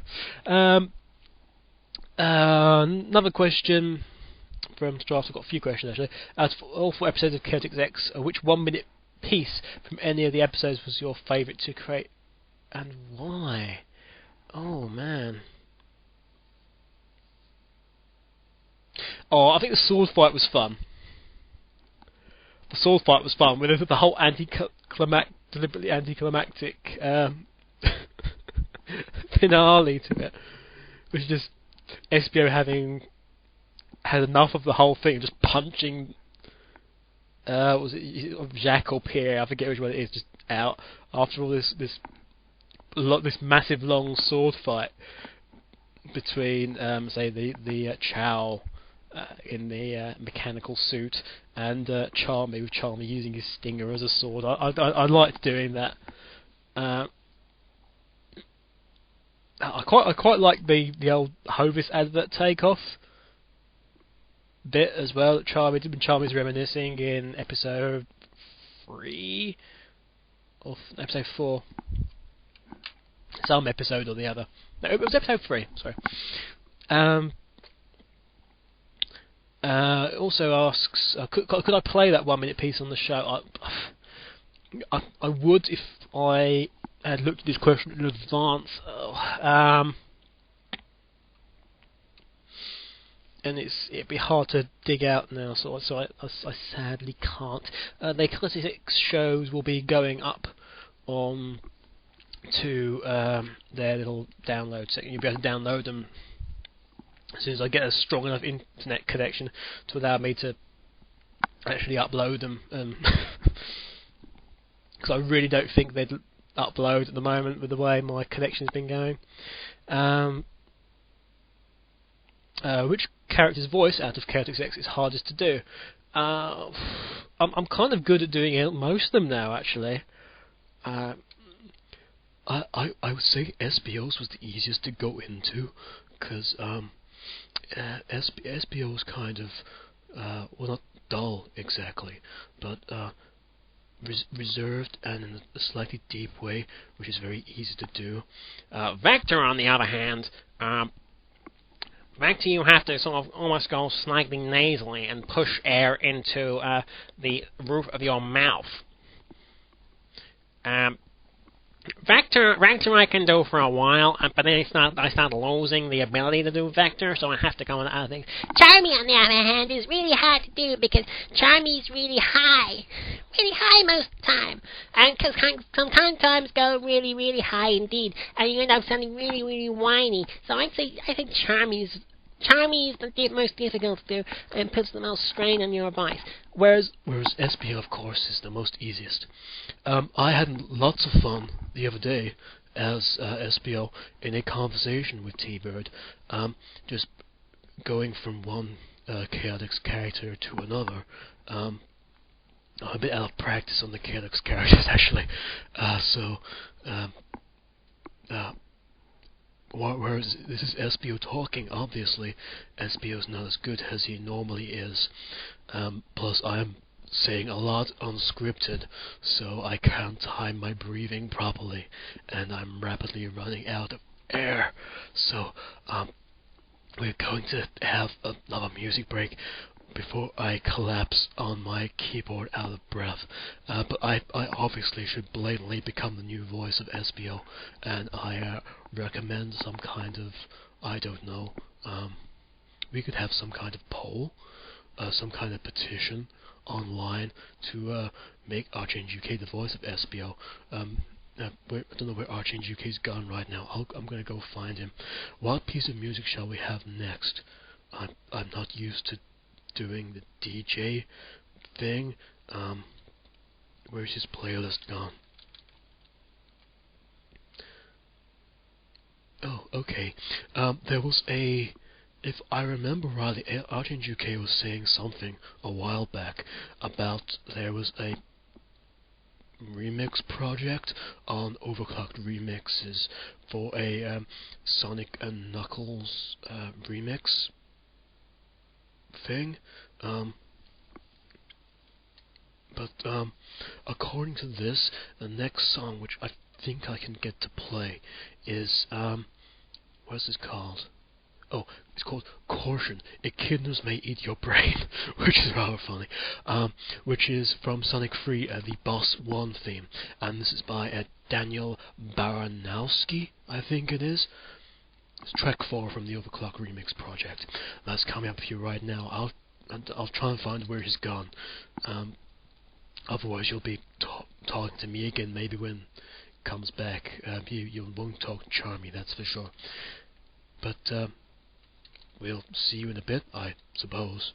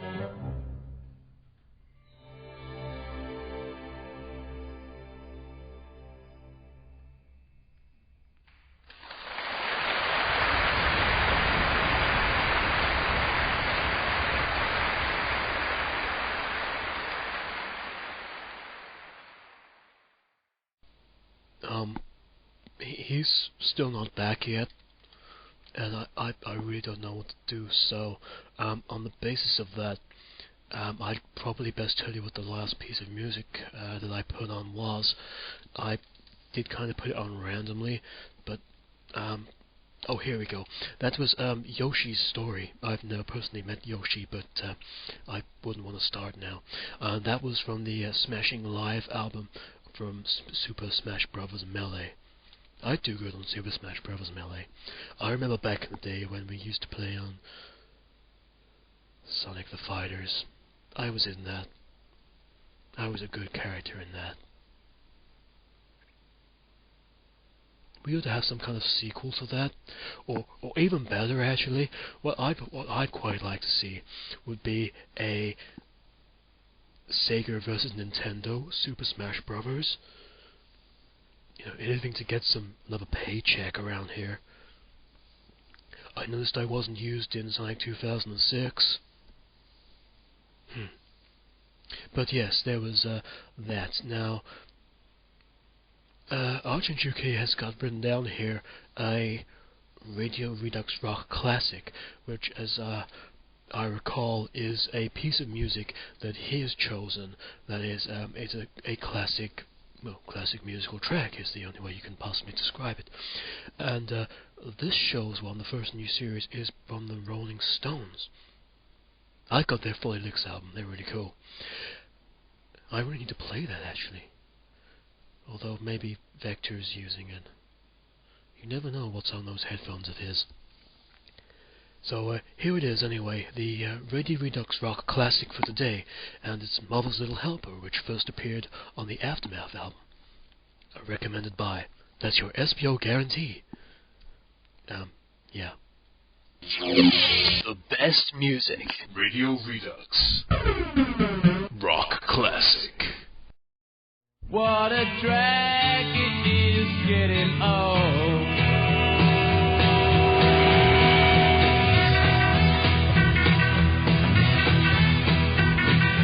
Kids are different today. I hear every mother say, mother needs something today to calm her down. And though she's not really ill, there's a little yellow pill.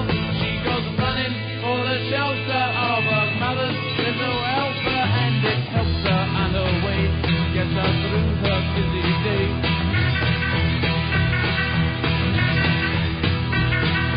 Things are different today.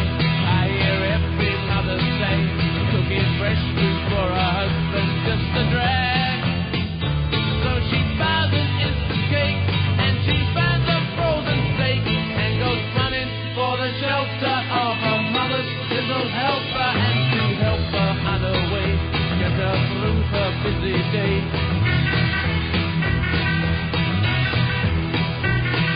Doctor, please, some more of these outside the door.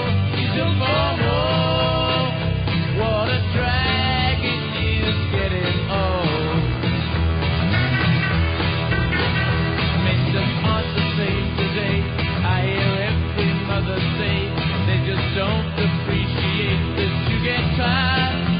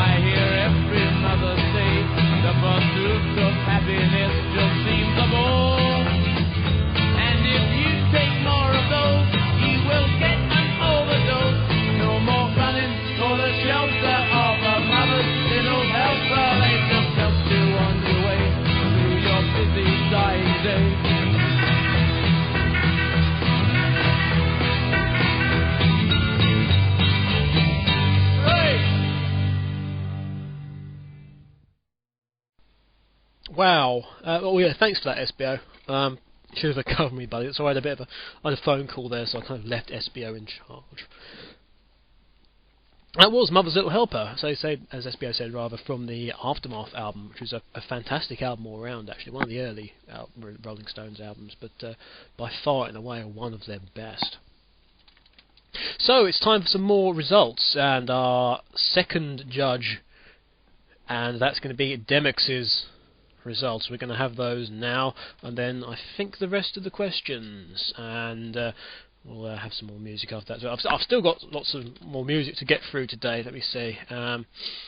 We've got music coming up from both Sonic Adventure 2 and Sonic Heroes, as well as Half-Life 2, Halo 2, Third Eye Blind, and Sonic 3D.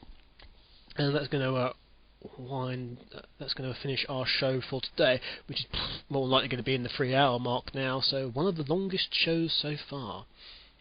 If not the longest show. No, it won't be the longest show, because the Halloween show was terrifyingly long. I'm surprised not many people have sort of really downloaded that. I recommend doing that, because there's an awful lot of music on there, and lots and lots of fun with Zombie Dave and me and all those crazy people in Ravenholm. But actually, it's one of the, due to the turnaround in the amount of the turnaround time between that episode and the episode afterwards, that's why it's not sort of doing that well in terms of the overall episode. But I'm rambling. So, Demex's result. Now, Demex wanted to be Simon Cowell. He sent in some results, but in all honesty, I actually emailed him back, because obviously we had the addition of Rory, and this was done he sent his results in before Rory was announced as a fourth, so that had to be changed anyway. There was a couple of little issues I had in regards to he gave marks out of 10, and he deducted a couple of marks from Echo Hawk, I think it was, because of audio quality or something. That was just the way the actual recording had gone, so I actually asked him to reconsider that in the interest of fairness. So he had a little bit of a think, and this is what he decided. If I can find his actual thing. Right, here we go. In fourth place, he decrees Dreadnoughts, and he makes comments of the following. I hope you don't try to take up singing again, or any other moment in your life. That sounded just awful. The way you tried to add some suaveness to it didn't help at all. Your brother actually sounded better. As effortless as your singing was, you still did a, moderately decent job. In third, garnering 1 point, un point, is Rory, who he says of, if there was an award for singing creepy, you'd probably win it. But sarcasm can only get you so far in a contest like this. The rest is actual effort. In second place, even though you had some difficulty technically with the recording, you did a pretty good job at hitting the right notes, and overall a good job. So, by that, it's Echo Hawk. Which means in first place, getting a full 5 marks, is, I don't know, Archangel UK. He says of my version of Escape from the City, this may sound like it has been rigged, but you sound the best out of the 4 entries. You really got into the song and pulled it off at the end. The pitch was, however, a little off. Well, if you want to know the actual marks he gave, because he gave them out of 10, he gave both Rory and Dreadnoughts a mark of 5 out of 10. However, he did indicate to me in an email after I actually asked him to make a decision that Rory got the nod over Dreadnoughts. Echo got 7 out of 10, and I got 8 out of 10, but obviously that corresponds to first, second, third and fourth, and we get places from that.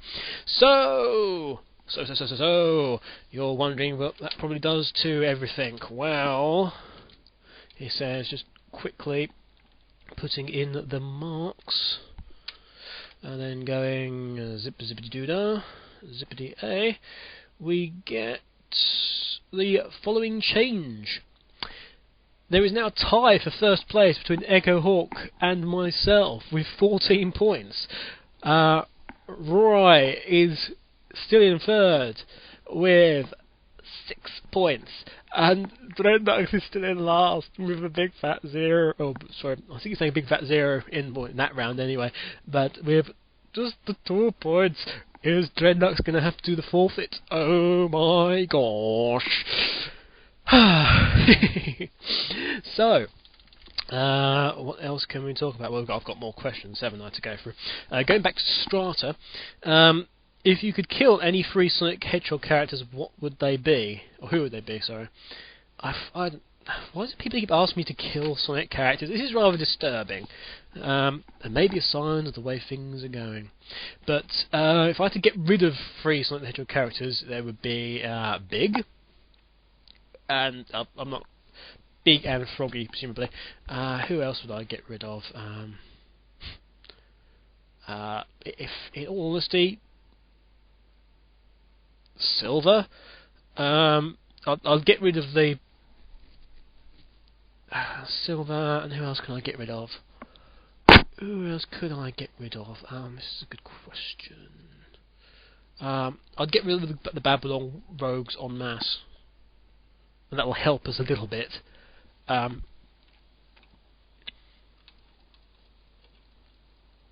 In a way, so yeah. If you had to give me a chance to kill off 3 characters, I would make the Babylon rogues never have existed. But then again, if I had a chance, I'd make Riders never have existed. And not because they, obviously, SEGA Japan just didn't steal my fan character's name at all. Sorry, I'm still bitter about that. And when I have an opportunity to do something about it, I will. Make no mistake about that. Lord Enerjack. Lord Enerjack has written in.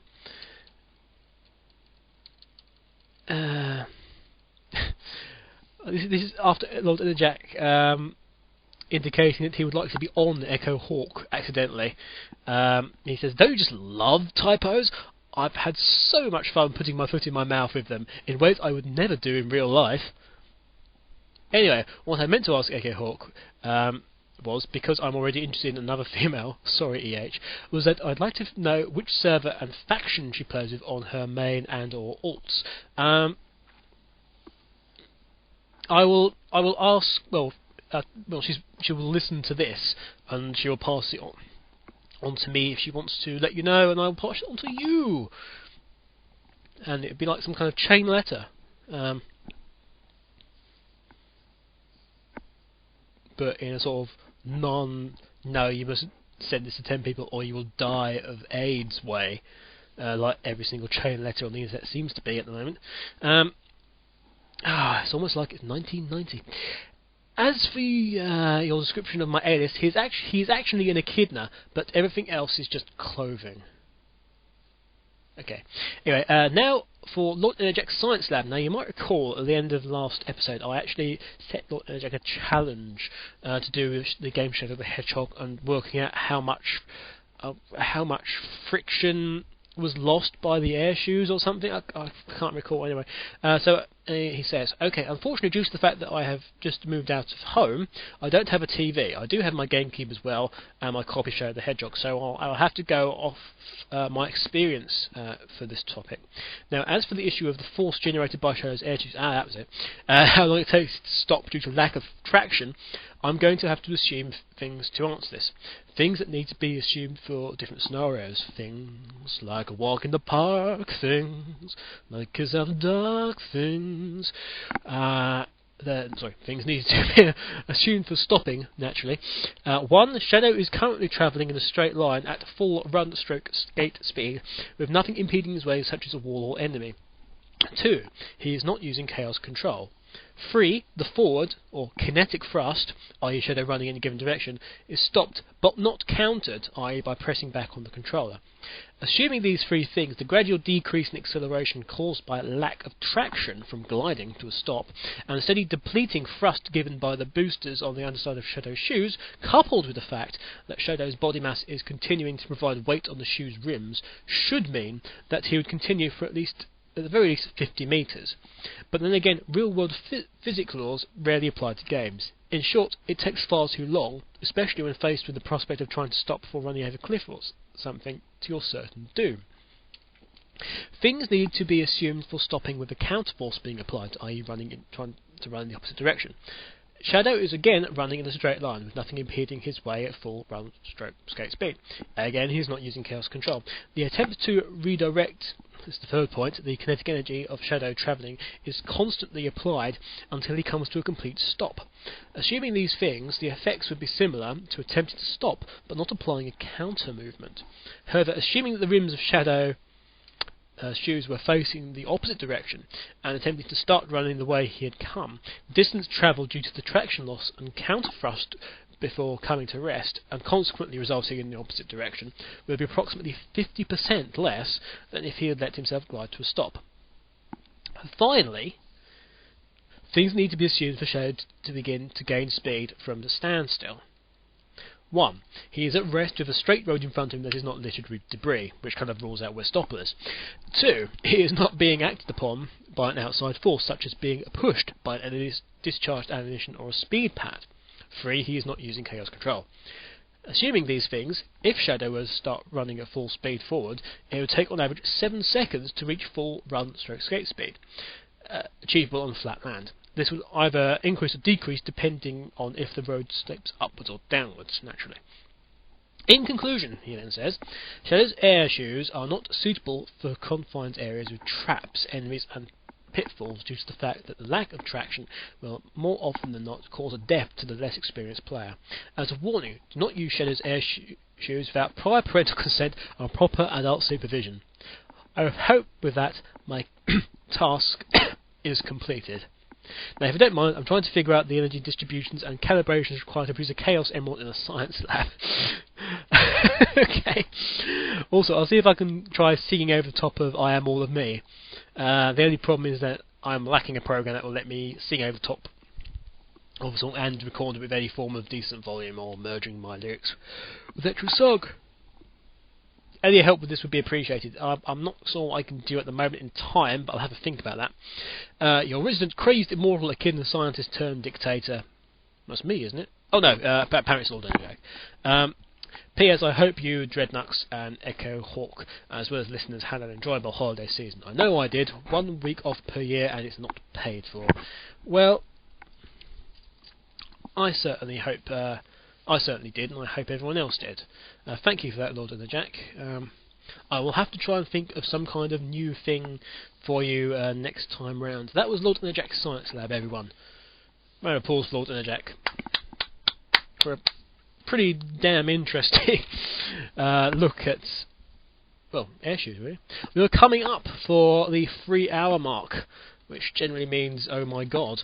We have some more music coming up for you all, which is going to be for Sonic vs. Shadow from Sonic Adventure 2, which is for True Story, and then the Boss vs. Team battle music from Sonic Heroes. Then after that we're going to have from Half-Life 2, You're Not Supposed to Be Here, after which it's time for the final reckoning. Who will win? Who will have to do the forfeit? It all depends on these last marks and the Segas. I think you'll be back.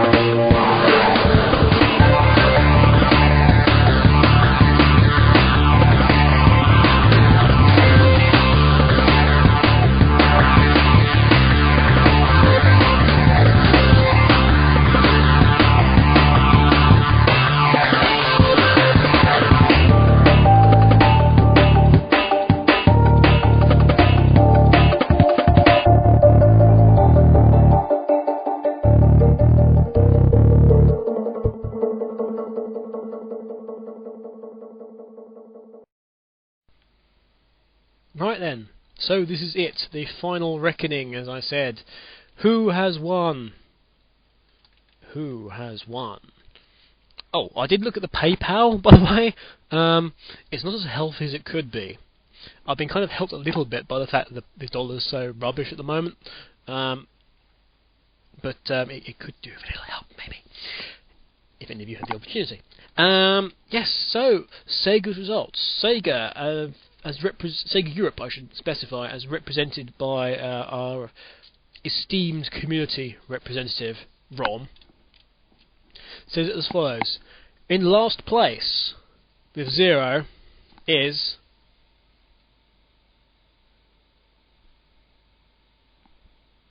Sven Dreadnoughts Jocelyn with dreads. Of which he says the following, and this is exactly the way it's written, okay? Dreams, the way you want it to be sung, asserts Dredd at the opening of his piece. We want it to be sung, then, as a requiem dirge at the funeral of talent. Sven's many and undoubted talents translate to the musical arena like a wrecking ball to an ornamental vase. As the poet John Keats once wrote, a thing of beauty is a joy forever, but Keats clearly hadn't met Sven. Bruce Springsteen-style undertones and an energetic finger-clicking accompaniment have failed to rescue the piece, while the attempt at seductive pillow talk in the style of Barry White leaves us fearing for the world's children. Keats also once wrote, "Heard melodies are sweet, but those unheard are sweeter." He couldn't have been more correct. Sven acknowledges at the climax of his personally manufactured disaster that it's all made him a bit tired. You're not the only one, Sven. Oh, Rom is a genius. But yeah, they've been played around the Sega Europe offices, and Sven is going to be there going through his little Sven flap, which they have on the front door of Sega Europe. They're also sort of a Sven flap that you can go through, a bit like a cat flap, but with obviously a sort of his head and body shape. Not that they're having to adjust it to fit in his Alice band now. So Sven gets 0. Sven gets 0. Bang. In third place for the Sega vote is Rory Black Jocelyn with Can You Feel the Shatner? He picks up 1 point. Sega say, Rorai's spoken word approach is delivered with passion and emotion, and while perhaps smacking of yellow-bellied cowardice, it nonetheless works well, until the singing starts. Sounding something like an emaciated cat, fresh from a tracheostomy procedure, being drowned in a public lavatory, Rory's vocals juxtapose with the spoken section like a tank juxtaposing with a blancmange. If it were possible, Sega's building would have winced. In its favour, however, is the fact that it is very funny indeed. Does it brighten up your day? Sings Rory. The answer is yes. Like napalm. Don't you feel that sometimes you just need to run away? We already have. So Rory gets 1 point, and that goes into the score bank. 1. Which means, with the scores tied on 14 each, the decision of who wins will come down to this next vote. In second place is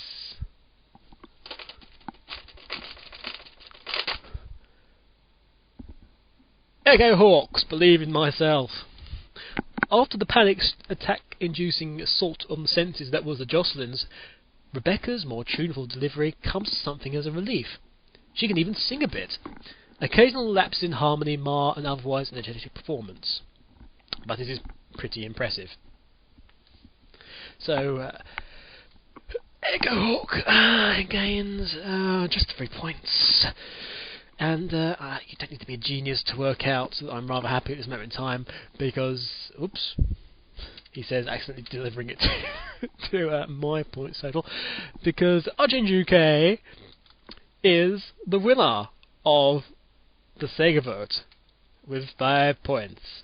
And Sega say the following: a standout performance from Mr. Eva, especially trumping the competition. Ably backed by, well, Mr. Eva, the rendition of Crush 40's original is an impressive production, boasting competent vocals, tuning and timing. A high-tempo number delivered with aplomb, making this song an easy winner in the judge's eyes and ears. Yay! 5 points to me, which means that if we just pop these in here and put them in proper order, like so. In last place, this is the final results are, in last place, and the recipient of the forfeit is Sven Dreadnoughts Jocelyn with only 2 marks. Oh dear. You fail. You fail miserably. 5 points clear in third place is Roy Black with a very respectable 7 points. Just missing out on the victory with 17 points is Echo Hawk, Believe in Myself, which means the winner of the Rex Factor with a massive 19 points, and also the recipient of the prize from the rest of them, whatever that may be, which I will expect shortly from all of them, because that was the deal. If whoever won, I would buy a prize for, unless it was me, and then the rest of them would have to buy me a prize. Basically, I won. That's kind of cool. Now, it's almost time for me to go. I've got a load of. I've still got some music to be played though. First, what I will do, I will tell you what the forfeit is after these next two pieces of music, which are Heavy Price Paid from Halo 2, and a piece of music by the band Third Eye Blind, which appeared on their eponymous album, which means it was called Third Eye Blind, called God of Wine, which is an interesting tale about, well, you'll get what it's about. And I'll tell you what the forfeit is. Come back soon, won't you? Especially Dread.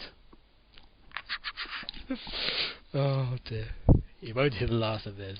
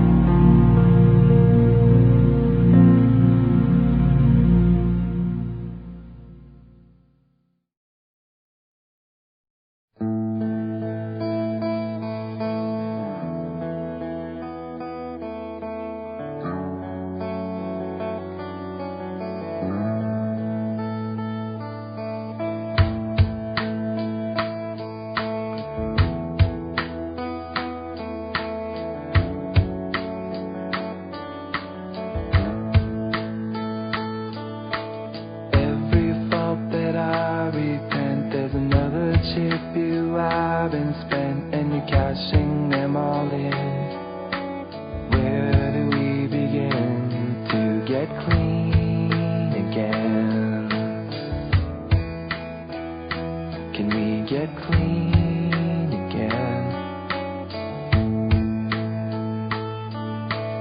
I walk home alone with you, in the mood you're born into. Sometimes you let me in, and I take it on the chin. I can't get clean again. I wanna know, can we get clean again? The god of wine comes crashing through the headlights of a car that took you farther than you thought you'd ever wanna go. We can't get back again. You can't get back again. She takes the drinking and she waits. The alcohol that permeates, and soon the sounds give way and cancels out the day.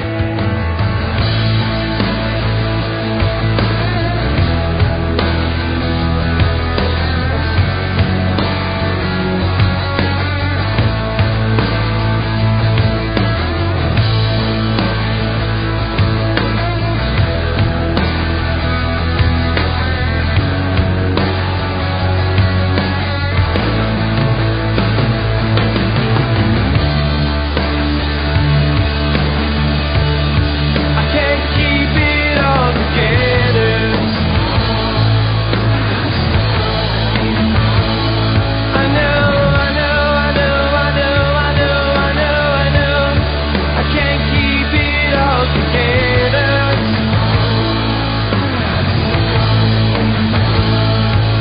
In the siren song, there is your madness. For the truth I can't erase. All alone on your phone.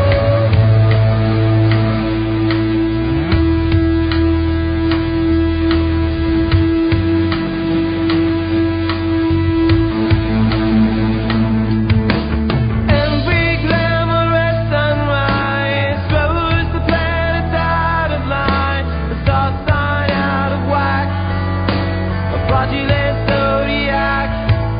And the god of wine is crouched down in my room. You let me down, I said it, now I'm going down.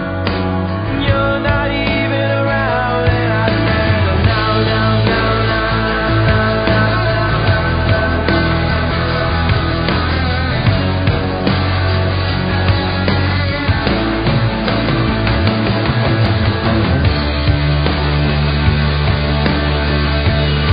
I can't keep it all together.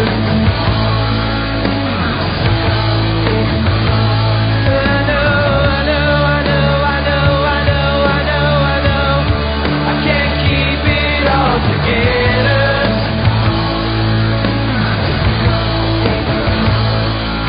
There's a memory of a window looking through. I see you searching for something I could never give you. There's someone who understands you more than I do. A sadness I can't erase. All alone on your phone.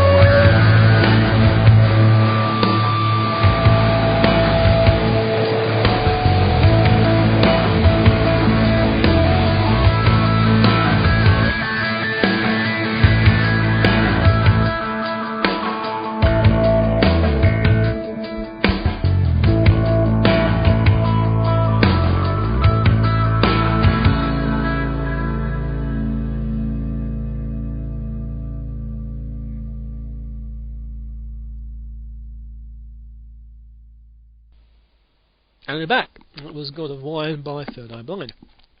So I suppose you want to know what this forfeit is. Now, I did indicate on the Sonic Hour that it would involve some kind of singing, but I wasn't sure which song to use. So I'm actually going to give Dread, because I'm generous, the choice. Actually, no, I'm not going to give him, because I know which one he'll pick. So It was either going to be. I first thought it was going to be singing Wonder Man, but I think Fred would actually get quite a kick out of singing Wonder Man, even though he doesn't like the song. So on that basis, it's not going to be that. What Dreadnoughts has to provide by the next Radio Redux show is a nice version of him singing the following song, which is the DK rap from Donkey Kong Country 2 in its entirety. I sincerely hope you enjoy performing that, Dread. Actually, you still might do, but you have to provide that for me in a nice high quality audio, and it'll be to be played on the next Radio Redux. It's time for me to go.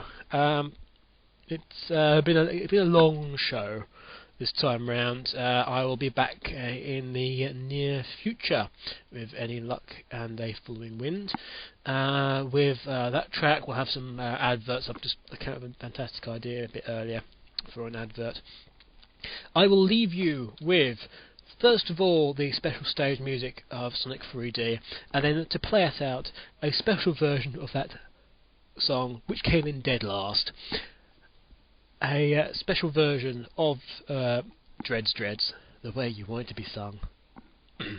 But with special backing accompaniment from Dark Speeds. So, enjoy everyone. I've been Archangel UK, this has been Radio Redux. I'll see you next time. Bye for now.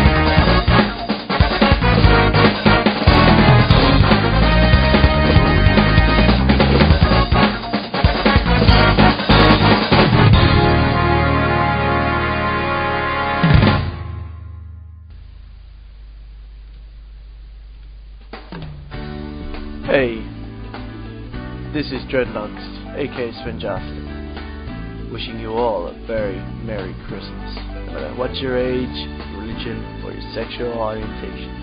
Now, here's Dreams, the way you want it to be sung, alright. In a dream I could see you are not far away.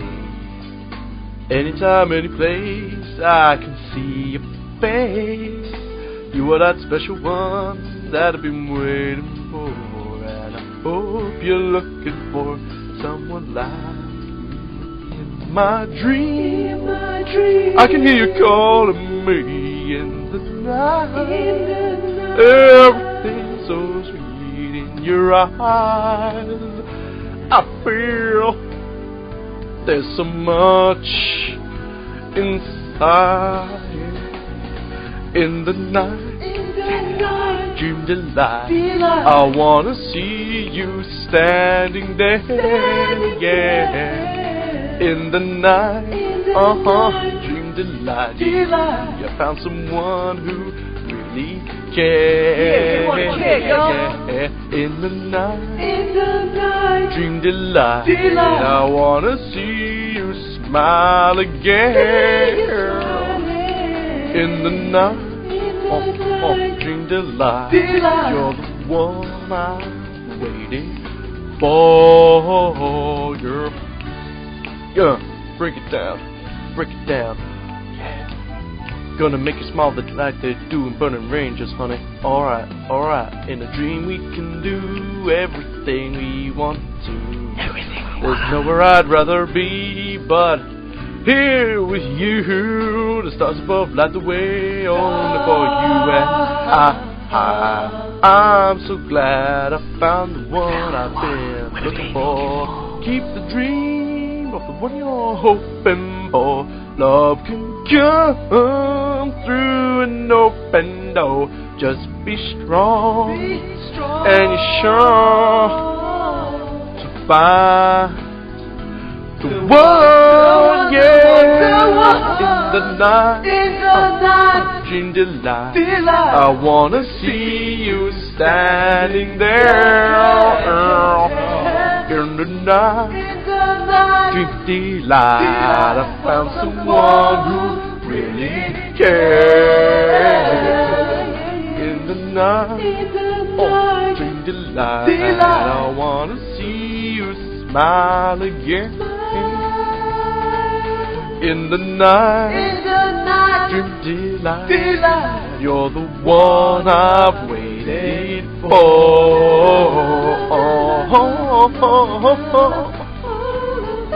Solo time. Yeah. Here it comes.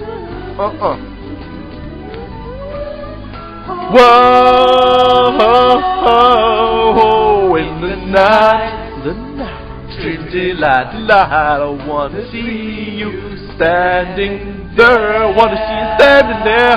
In the night, dream delight.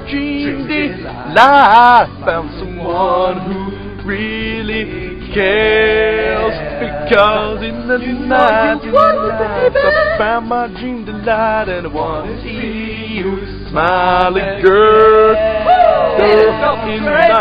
In the night, dream delight. You're the one I've waited for. Oh my God, yeah, break it down like they do in that game where you're flying around. Like they probably call it. Get down. I dream of you, you dream of me in the night, honey. Just get on the bed, babe, and I'll dream my delight all over you. Nice. Hit it good.